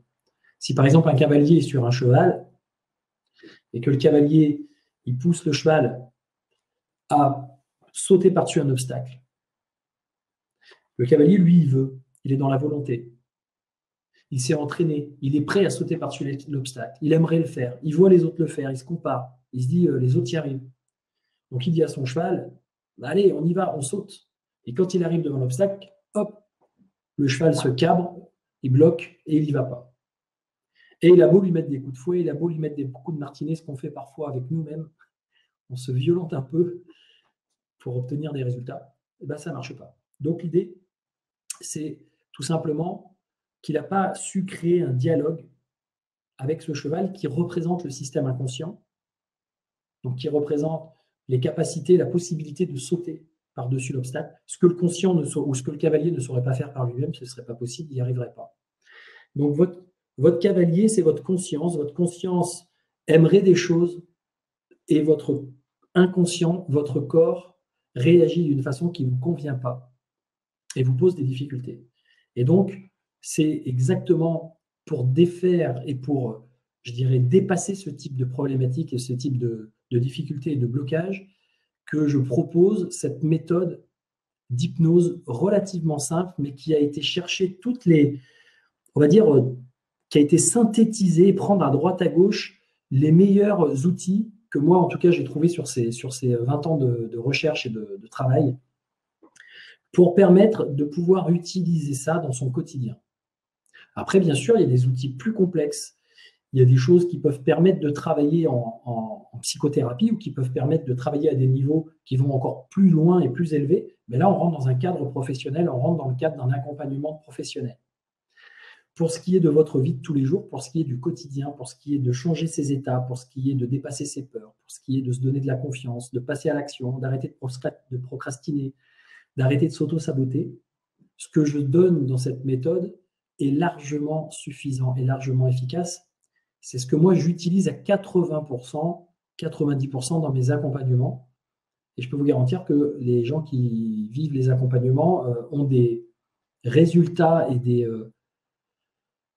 vécus qu'ils trouvent parfois spectaculaires. Ils sont étonnés eux-mêmes. Ils réalisent la possibilité qu'ils ont, ils réalisent les ressentis, ils réalisent les choses auxquelles ils ont la possibilité d'accéder. Ils réalisent les changements. Et c'est ce que vous réaliserez aussi si vous pratiquez cette méthode ou ces techniques d'hypnose. C'est que des choses peuvent paraître tellement plus faciles, tellement plus simples, tellement plus naturelles, que c'en est étonnant quand avant, on se disait que ce n'était pas possible et qu'on n'y arriverait jamais. Et donc, c'est ça l'idée de ce cours.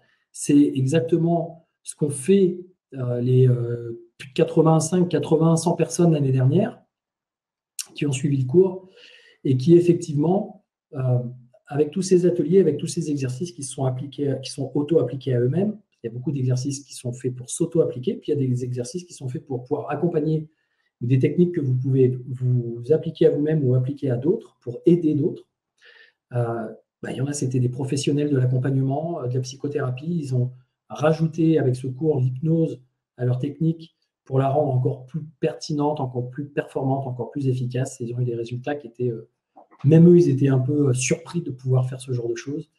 Des personnes qui sont dans l'accompagnement, qui ne sont pas forcément des psychothérapeutes, mais je me souviens de personnes qui étaient des aidants, des soignants, des choses comme ça, des rééducateurs, des gens qui sont dans ces systèmes-là, des gens qui sont enseignants, des gens qui sont simplement des parents et qui ont envie d'avoir un meilleur rapport avec leurs enfants. Des gens qui sont dans le milieu du management, dans l'entrepreneuriat, et qui alors ont vraiment, vraiment besoin de travailler sur beaucoup de paramètres en eux-mêmes pour être, je dirais, vraiment efficients et vraiment efficaces dans ce qu'ils proposent. Bien, pour tous ces aspects-là, cette méthode et ces techniques, elles sont juste géniales. Moi, en tout cas, c'est pour ça que j'ai à cœur de les transmettre. Elles sont vraiment au top. Il y a plus de 25 heures d'ateliers, de formation, de techniques qui vous permettent de comprendre tout ça. Donc, Bertrand, tu as le programme justement que tu diffuses. Donc là, tu présentes le programme. Comme ça, si ouais. tu es intéressé, sorte de la conférence, il n'y a aucun problème là-dessus. En sachant qu'en cadeau sur la page, vous avez aussi une vidéo qui vous donne sur la page sur laquelle je vais aller maintenant, là, que je vais vous présenter. Vous avez aussi une vidéo qui vous donne plein d'informations sur, sur l'hypnose, comment ça fonctionne plus en détail, avec des slides, avec des présentations. Là, ce soir, l'idée, c'était de vous faire une présentation qui puisse vous donner goût à découvrir cette méthode et cette technique. Toutefois, si vous voulez encore aller un peu plus loin techniquement, on vous fait un cadeau, c'est cette vidéo qui dure quasiment 2h30, dans laquelle il y a beaucoup d'informations beaucoup plus spécifiques sur l'hypnose et sur tout ce qui touche au niveau cognitif, etc. Ok, super. Donc, vous avez pas mal de choses qui sont déjà détaillées dans le programme ici et qui vous permettent de comprendre si ce programme il est fait pour vous. Il y a toutes les informations nécessaires pour comprendre ce que vous allez y faire, ce que vous allez y apprendre, la description. Et dans ce programme, il va y avoir 4 niveaux. Il y a 4 niveaux auxquels vous pouvez accéder et qui sont des niveaux que vous pouvez prendre les uns derrière les autres si vous le souhaitez. C'est ça qui est génial, c'est que vous pouvez faire un premier niveau qui comprend 2 modules, plus la vidéo que je vous donne en cadeau, en fait, qui était la première vidéo du module 1, mais qui est en cadeau là, au niveau de la fin de la page. Ici, vous pourriez accéder ici en bas. En fait, ce niveau 1, il va vous permettre de faire vos premiers pas dans l'hypnose et l'auto-hypnose. Donc, il va vous permettre de comprendre un petit peu les mécanismes inconscients et il va surtout vous permettre d'aller commencer à obtenir des résultats, c'est-à-dire à pouvoir vous-même vous mettre dans un état de transe en auto-hypnose, à pouvoir déterminer un petit objectif de travail qui va vous faire changer d'état. Vous allez pouvoir connaître et mieux comprendre la communication hypnotique, la communication qu'on appelle conversationnelle, l'hypnose conversationnelle. Ce sont effectivement des outils hypnotiques, des outils de langage qui permettent d'obtenir plus d'influence, qui permettent d'avoir une meilleure efficacité dans le rapport avec les autres, permettent de mieux rentrer dans le modèle du monde de l'autre et pouvoir lui suggérer des choses qui vont l'aider, qui vont le soutenir, qui vont lui permettre d'aller de l'avant. Quand je vous dis ça, ça me rappelle que quand j'étais enfant et que je voulais faire quelque chose et que j'avais un défi à relever, ma mère avait la bonne idée, avec tout l'amour du monde, de me prévenir d'éventuels dangers. Et ce qu'elle me disait, c'était « Attention, Guillaume, tu vas tomber. Attention, tu vas te faire mal. Sois pas trop stressé. Essaye de pas avoir peur. » Ce genre de choses. Donc, au niveau du langage, vous aurez compris par rapport à tout ce que je vous ai dit déjà dans ce webinaire, que là, qu'est-ce qu'elle a fait? Elle m'a parlé de l'ours blanc avec les chaussettes bleues. C'est-à-dire qu'en quelque sorte, elle attire mon attention et elle présuppose des résultats négatifs et elle entraîne mon esprit alors que c'est dans sa volonté, et c'est très paradoxal, dans sa volonté, elle voudrait m'aider, mais elle entraîne mon esprit dans des résultats négatifs. Et qu'est-ce que se passait quand j'étais jeune? Et ben, automatiquement, je dirais que ça venait créer des sensations contradictoires à l'intérieur de moi, parce que moi, d'un côté, j'avais envie de faire quelque chose, je me sentais en confiance, j'avais besoin qu'elle me donne sa confiance, ou qu'on me donne de la confiance, et malheureusement, on m'envoyait plutôt des peurs et des choses que je devais gérer et que je devais dépasser pour y arriver. Et j'imagine que vous, c'est pareil. Il y a plein de moments, ou alors qu'il y a quelque chose en vous qui, de façon spontanée, a envie d'avancer, ou peut-être autour de vous, il y a des gens qui voudraient avancer. Le langage qui est tenu à ce moment-là, soit vis-à-vis de soi-même, c'est-à-dire ce qu'on se dit, la communication qu'on a avec soi-même, soit la communication avec l'autre, soit la communication de l'autre vers nous, a tendance à nous saboter, a tendance à nous mettre des limites, a tendance à nous, je dirais, nous réduire dans nos capacités, dans nos possibilités de changement. Donc là, l'idée, c'est que vous allez voir ces outils de communication qui sont juste exceptionnels, qui sont relativement simples à mettre en pratique et qui vous permettent de pouvoir déjà commencer à obtenir des changements d'état assez probants. Et ça, c'est sur un premier niveau du programme dont vous pourrez découvrir les tarifs qui sont vraiment très abordables en allant cliquer sur le lien qui est en bas tout à l'heure. Ensuite, vous avez le deuxième niveau d'hypnose, où là, on va rentrer dans des principes et des techniques qui sont encore plus avancés de communication, de mise en transe, comment se mettre soi-même dans des états de transe un peu plus approfondis, comment accompagner une personne sur un objectif, créer une sorte de petite séance qui va permettre, ou en tout cas de protocole, de technique qui va permettre de pouvoir soit s'auto-gérer soi, soit aider les autres à auto-gérer une difficulté, une émotion, un problème, un blocage, etc. Donc là, on va rentrer encore un petit peu plus loin et chaque niveau, en fait, va vous faire aller plus loin.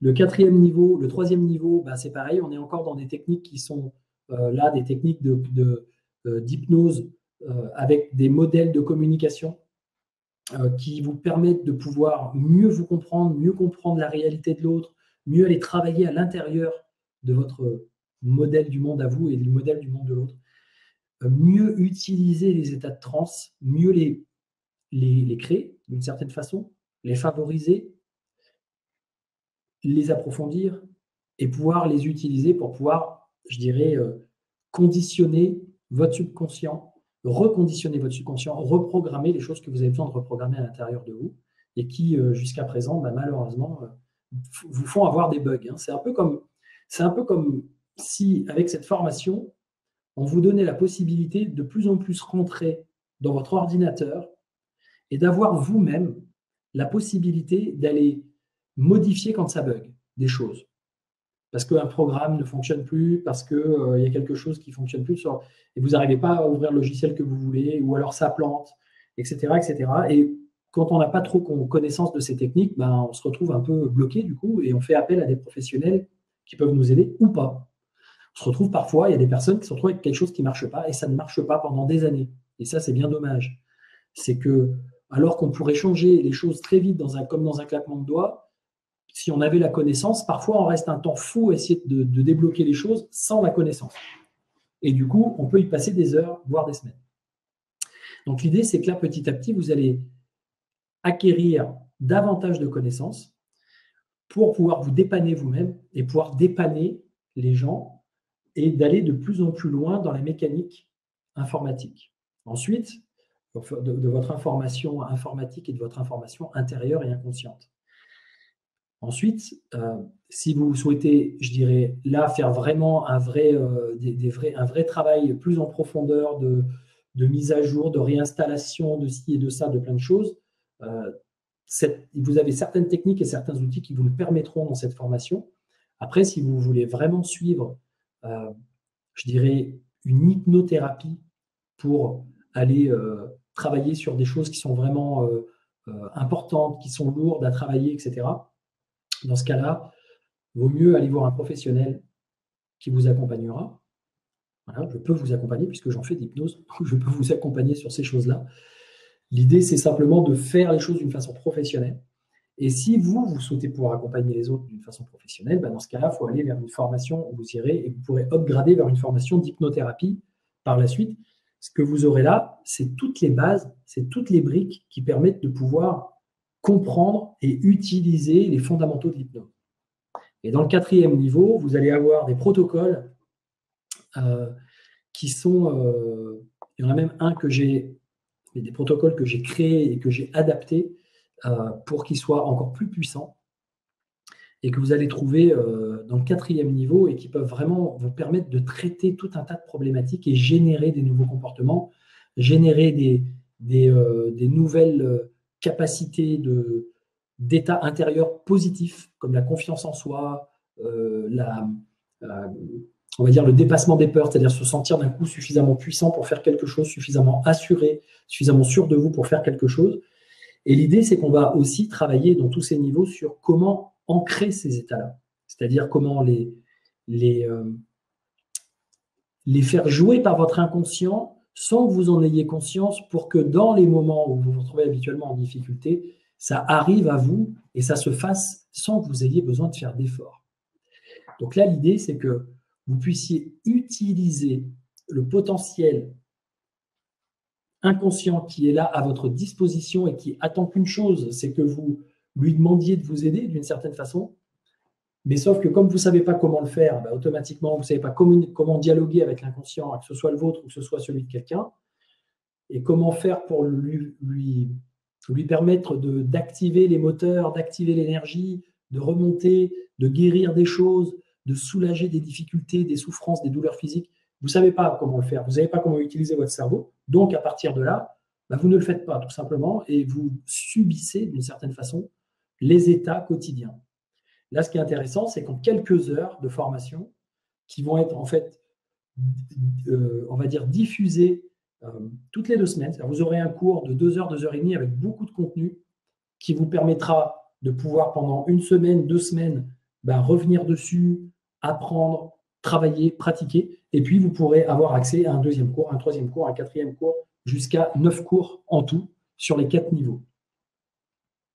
Et vous aurez aussi accès à des bonus qui seront mis donc, dans l'espace de formation, et vous aurez accès aussi aux supports, puisqu'il y a des supports que vous allez voir à l'écran au niveau de la formation, qui vous seront donnés et auxquels vous accéderez pour pouvoir avoir l'information sur des supports.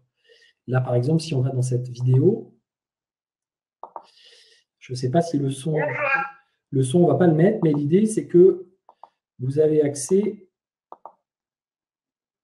voilà, vous avez accès à des slides, il y a des supports, plein d'informations sur le cerveau, sur le système nerveux, sur tout ce qui fonctionne à l'intérieur de vous, sur votre façon de vous représenter la réalité, d'utiliser vos sens et comment vous construisez une réalité de vous-même, une réalité par rapport au monde qui peut être transformée, qui peut être retravaillée, tous les processus internes. Vous avez vraiment plein d'informations. Là, je vous donne juste l'équivalent de cette vidéo qui fait 2 heures, quasiment 2 heures et demie, mais vous avez en tout plus de 20 heures de cours avec des protocoles qui vont vous permettre de devenir, je dirais, de maîtriser l'hypnose, de la maîtriser de suffisamment pour que vous puissiez, je dirais, l'utiliser au quotidien et vous passer de professionnel à partir du moment où ça reste des changements qui sont des changements, on va dire, de comportement quotidien, des changements d'habitude, des changements d'état intérieur, d'état d'esprit. Il y aura même pour ceux qui le souhaitent et pour ceux qui ont envie d'être en lien, ce n'est pas obligatoire du tout, c'est-à-dire sentez-vous totalement libre de le faire ou pas. Il y a ceux qui voudront être en lien. Je vais créer une page Facebook pour que les gens puissent se retrouver, pour que vous puissiez, je dirais, être comme une communauté, petite communauté des personnes qui développent l'hypnose et que vous puissiez rentrer en contact, vous faire passer de l'information, vous accompagner les uns les autres pour faire certains exercices. Pour ceux qui le souhaitent, pour ceux qui ne le souhaitent pas, vous pourrez bien évidemment faire le travail par vous-même ou travailler ou accompagner des personnes dans votre entourage pour tester, pour pratiquer, parce que c'est ça le but du jeu, de cette technique. C'est simplement d'avoir des pratiques importantes et je serai à votre disposition par mail, c'est-à-dire que vous aurez la possibilité de m'envoyer des messages si vous avez vraiment des questions, s'il y a des choses que vous ne comprenez pas, pour vous aider à avancer dans votre processus d'apprentissage. Généralement, il y a très peu de personnes qui utilisent cette option-là parce que finalement, c'est apparemment assez fluide et assez facile à mettre en place. J'ai plutôt des mails de remerciements ou de c'est super, c'est génial, j'ai changé ci, j'ai changé ça. C'est assez rare qu'il y ait des personnes qui me demandent de l'aide, mais toutefois, je suis tout à fait disponible pour ça parce que j'aime bien être en relation avec les personnes. C'est mon métier, hein, la relation d'aide, donc j'apprécie ces échanges-là. Alors, je vais juste vous faire un petit exercice final pour ceux qui restent. Je vais vous faire un petit exercice final de façon à vous faire tester un petit peu si jamais vous êtes réceptif à l'hypnose ou pas. Déjà, l'idée, c'est simplement de vous installer confortablement, de mettre vos 2 pieds sur le sol. Et ce que vous allez faire, c'est que vous allez tendre vos 2 mains et fermer vos 2 mains comme ça, l'une contre l'autre. Et quand vous allez faire ça, ensuite, vous allez relever vos mains qui sont là au bout de vos bras et vous allez simplement écarter vos doigts à peu près d'1 centimètre ou 1,5 cm. L'idée, c'est que vous gardez vos doigts écartés comme ça, hop, vous les ajustez à peu près 1 cm, 1,5 cm, comme je montre sur l'image. Et ce que vous allez faire, c'est que tout simplement, vous allez observer de l'intérieur ce que vos doigts et vos bras font, et simplement par l'imagination, vous allez vous rendre compte de ce que vous avez la possibilité de faire. Vous pouvez garder les doigts droits, fermez vos yeux tout simplement, fermez vos yeux, et une fois que vous avez les yeux fermés, vous allez vous mettre à imaginer que vos 2 doigts se rapprochent l'un de l'autre irrésistiblement. Ils sont de plus en plus rapprochés, ils vont se rapprocher de plus en plus irrésistiblement et vous pouvez sentir que vos muscles dans vos bras, que vos muscles dans vos doigts, dans vos mains, cherchent à, d'une certaine façon, retenir le fait que ça veut se rapprocher et que ça va se rapprocher irrésistiblement, irrémédiablement. Tout doucement, vos doigts se rapprochent. Tout doucement, vous sentez petit à petit qu'ils ont comme un aimant qui vient faire qu'ils se collent l'un avec l'autre. Progressivement, ils s'aimantent l'un l'autre de façon à se rapprocher, jusqu'à se toucher. Et peut-être pour certains d'entre vous, les doigts se touchent déjà. Et pour d'autres, vous avez la surprise que les doigts sont rapprochés et finissent par se toucher. Et quand ils se touchent, ces doigts, ils se touchent vraiment fortement, de plus en plus fortement, un peu comme s'ils se collaient l'un contre l'autre, de façon à pouvoir vraiment se souder l'un à l'autre. Et vous pouvez sentir que vos doigts sont soudés l'un contre l'autre. Vos doigts se soudent l'un contre l'autre. Vos doigts sont soudés l'un contre l'autre. Vous sentez qu'ils sont de plus en plus reliés et qui sont difficiles à écarter.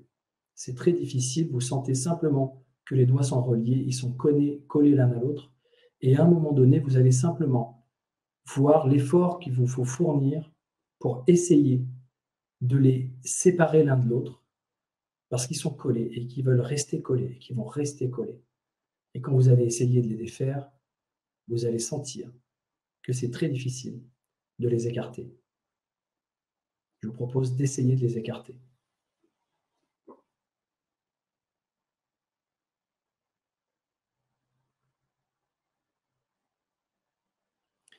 Et ce que je vous propose de faire derrière, c'est simplement de voir et d'observer ce qui s'est passé pour vous. Bon, sachant que là, on est derrière un écran d'ordinateur et que je ne vois pas le temps que vous avez pris pour le faire, je ne vois pas comment vous vous êtes concentré, donc c'est un peu difficile d'évaluer. Toutefois, vous pouvez évaluer, vous pouvez sentir. Si vous avez senti effectivement que vous étiez obligé de mettre en place une résistance impressionnante ou de vous dire dans votre tête « non, je ne fais pas l'exercice, non, je ne fais pas tout ça », ou si quand vous avez tout simplement utilisé votre imaginaire pour imaginer que vos doigts se rapprochent, si vous avez senti que ça se rapprochait, si ça a fini par se toucher. Et je vous propose de me faire un petit oui ou un petit non pour montrer si ça a connecté ou si ça n'a pas connecté. Alors voilà, donc quand je vous fais cet exercice, honnêtement, je vous l'ai fait de façon très rapide et je n'ai pas vraiment insisté et je n'ai pas mis en place tous tout le décorum qu'il faut pour vous mettre dans cet état-là.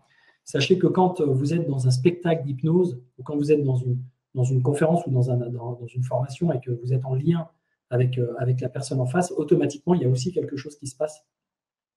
Et surtout, dans l'hypnose de spectacle, il y a on va dire, toute une ambiance particulière pour accentuer la fascination. Ce qui est intéressant, c'est qu'il va y avoir une partie des personnes, très peu, effectivement, qui vont avoir un non, ça ne bouge pas. Bon. La plupart de ceux-là vont après avouer que d'une certaine façon, ils cherchaient à être en contradiction avec l'exercice. C'est-à-dire qu'il y a une partie d'eux qui se disait non, je n'ai pas envie que ça marche, etc., parce que si ça marche, ça voudrait dire que l'hypnose fonctionne. Alors, ça mettrait en péril certaines croyances que je peux avoir, que ça ne marche pas sur moi, ou que c'est sûrement, tout ça, c'est bon. Donc, il y a parfois un état d'esprit derrière. Après, il y a toutes les personnes qui sont très suggestibles et qui, elles, vont avoir, évidemment, ça va fonctionner, et même celles qui vont rester un petit peu bloquées, c'est-à-dire qui vont avoir les doigts qui ont du mal à se décoller, et j'en ai déjà eu comme ça, qui restaient recollés en disant « j'arrive plus à les décoller, même quand vous me demandez de les décoller, j'y arrive plus ». Donc là, il faut les aider. Et il y a toute une grande partie des personnes qui, effectivement, sentent le phénomène, sentent qu'il y a quelque chose qui bouge en eux, sentent que ce n'est pas forcément évident consciemment avec la volonté d'écarter, c'est-à-dire c'est pas comme quand on fait comme ça volontairement. Là, si je vous dis mettez vos doigts, laissez-les écarter, vous les laissez écarter. Si je vous dis restez écartés, restez écartés. Si je vous dis collez-les, ils se collent. Si je vous dis décollez-les, ils se décollent. Voilà, là c'est facile, c'est conscient, on le fait. Mais quand on fait cet exercice, à un moment donné, il y a notre inconscient qui prend le relais avec le corps et qui fait quelque chose parce qu'on lui envoie des suggestions d'une certaine façon.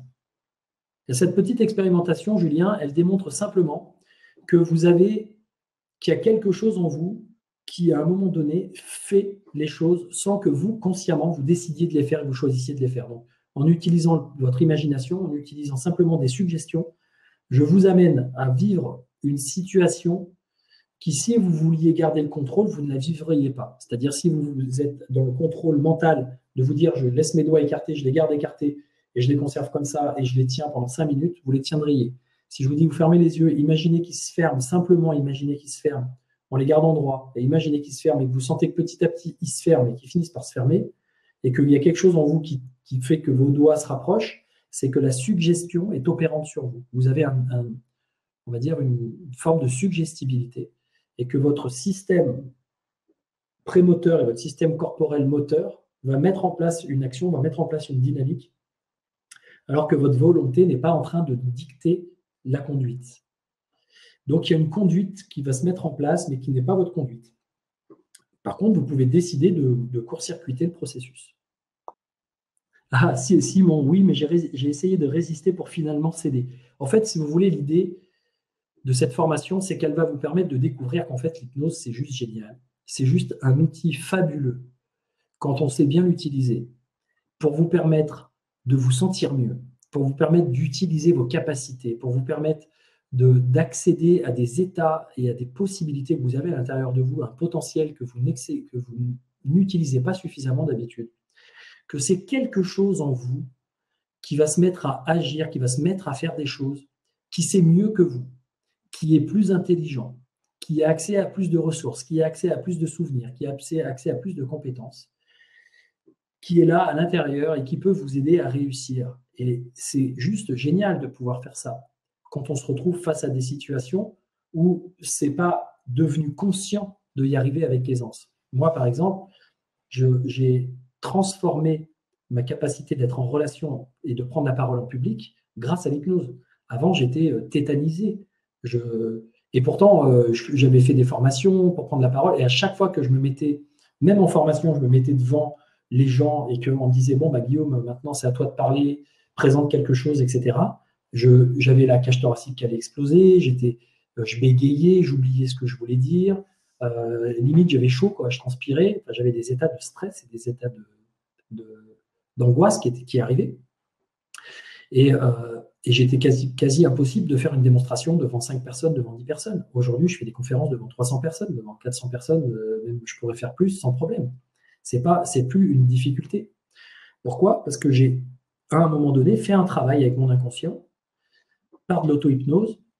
Je me suis aussi fait à un moment donné accompagner par quelqu'un qui m'a aidé par des processus de rêve éveillé dont je vous parle dans la formation, de pouvoir aller transformer cette relation à la prise de parole publique et en l'espace d'une séance, aidé ensuite par des moments où j'avais de l'auto-hypnose parce que j'avais comment on appelle ça, des mots mentaux qui me disaient ouais, mais est-ce que tu es sûr là que ça va marcher dans cette situation, etc., etc. Donc, je revenais à mes ressentis, je refaisais un petit peu d'auto-hypnose pour remettre une couche, je dirais, positive, dans le bon sens.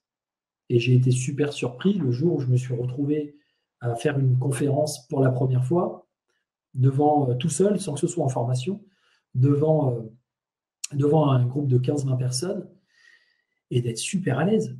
Je me regardais faire, en fait, je me regardais parler, je me disais, mais c'est dingue, là, tu es en train de le faire, tu es en train de parler, tu n'es pas stressé. Bon, j'ai utilisé une petite technique de respiration qui m'avait été, quand j'étais sous hypnose, qui m'était apparue comme une solution, comme une possibilité. Je me disais des choses intérieurement, pareil, qui m'étaient apparues sous hypnose, où je me disais, bah ouais, si je pense à ça, si je me dis ça, etc., ça ira mieux. Et le jour même, bah, ça arrivait tout simplement facilement. Donc, c'est assez spectaculaire. Moi, ça a été spectaculaire pour moi, pour cette peur de parler en public, qui est quand même une des peurs les plus répandues dans le monde, qui est même devant certaines peurs type mourir ou ce genre de choses. Donc, il y a vraiment des possibilités qui sont exceptionnelles. Et je vois qu'il y a déjà des gens qui nous ont rejoints. Donc, super, bravo. Ça va démarrer dimanche. Donc, dimanche, il y aura la première séquence qui sera donnée, c'est la première séquence de cours. D'ici là, vous aurez le temps de regarder la vidéo qui est dans la page de vente et qui va vous permettre de pouvoir avoir encore plus d'informations sur le contenu. Cette vidéo, elle va vous donner accès aussi à ma chaîne YouTube, donc vous allez avoir accès à plein d'autres contenus si vous le souhaitez. Plein d'autres formations et plein d'autres choses. Si vous voulez savoir un peu qui je suis, parce que vous ne me connaissez pas a priori, donc si vous voulez savoir qui je suis, ce que je fais, sur la chaîne YouTube, vous allez voir plein d'informations. Et on se retrouve ici, on se retrouve derrière, parce que vous allez me retrouver derrière en formation dans ces différentes vidéos, premier niveau, niveau 1, niveau 2, niveau 3, niveau 4. Et je vais demander à Bertrand, peut-être de nous faire une petite conclusion. Merci Guillaume, en tout cas pour toute la partie questions-réponses, qui a vraiment apporté beaucoup de réponses à toutes les questions que pouvaient se poser les personnes au cours de la soirée. C'est très bien. Soirée très riche, très intéressante, à plein de titres. En tant qu'observateur, au niveau du contenu que tu pouvais t'appuyer évoquer. J'ai moi-même écrit un livre qui s'appelle Pouvoir du subconscient, donc que je rajouterai à toutes les personnes qui vont rejoindre le programme. Donc voilà, j'ai beaucoup apprécié ton intervention. Ça fait déjà plusieurs fois qu'on le fait ensemble, donc je suis plutôt à l'écoute de ce que tu peux évoquer, et puis j'aime bien ta façon d'observer l'hypnose également. Donc c'est un vrai moment de plaisir. Donc merci Guillaume, merci à toutes les personnes qui sont encore là à 23 heures. Et vous êtes nombreux, hein, mine de rien, vous êtes encore une centaine sur les 300 qui étaient en ligne entre pour tout. Donc je vais vous souhaiter une bonne soirée à toi Guillaume, et à très bientôt pour une autre conférence également sur un sujet de la chaîne Hippocrate. Je te laisse le dernier mot de la fin. Merci à vous pour votre présence. J'espère que j'ai éclairé votre lanterne et j'espère que vous allez pouvoir utiliser toutes ces informations, passer à l'action, apprendre, parce que les informations dans l'esprit, juste dans la tête comme ça passe dans 3 semaines, vous avez oublié les 90%, 95%, peut-être 98% de ce que je vous ai dit. Donc, si vous voulez vraiment que ça vous aide, l'idée, c'est de passer à l'action, de faire, de pratiquer, d'agir. Et ça peut vraiment, je dirais, être un investissement ultra bénéfique pour vous aider à changer plein de trucs qui clochent et qui sont désagréables. C'est désagréable de se retrouver et de traîner des problématiques comme ça sans avoir les moyens de s'auto-gérer ou d'aider les autres à gérer ça. Donc, écoutez, je vous souhaite une excellente fin de soirée. Merci pour votre présence, merci pour vos questions, votre participation. Et je vous dis à très bientôt avec plaisir. Une belle soirée, merci à tous, bonne nuit. Bonne nuit, je crois. Et à très bientôt. À très bientôt. Merci en tout cas. Merci Guillaume.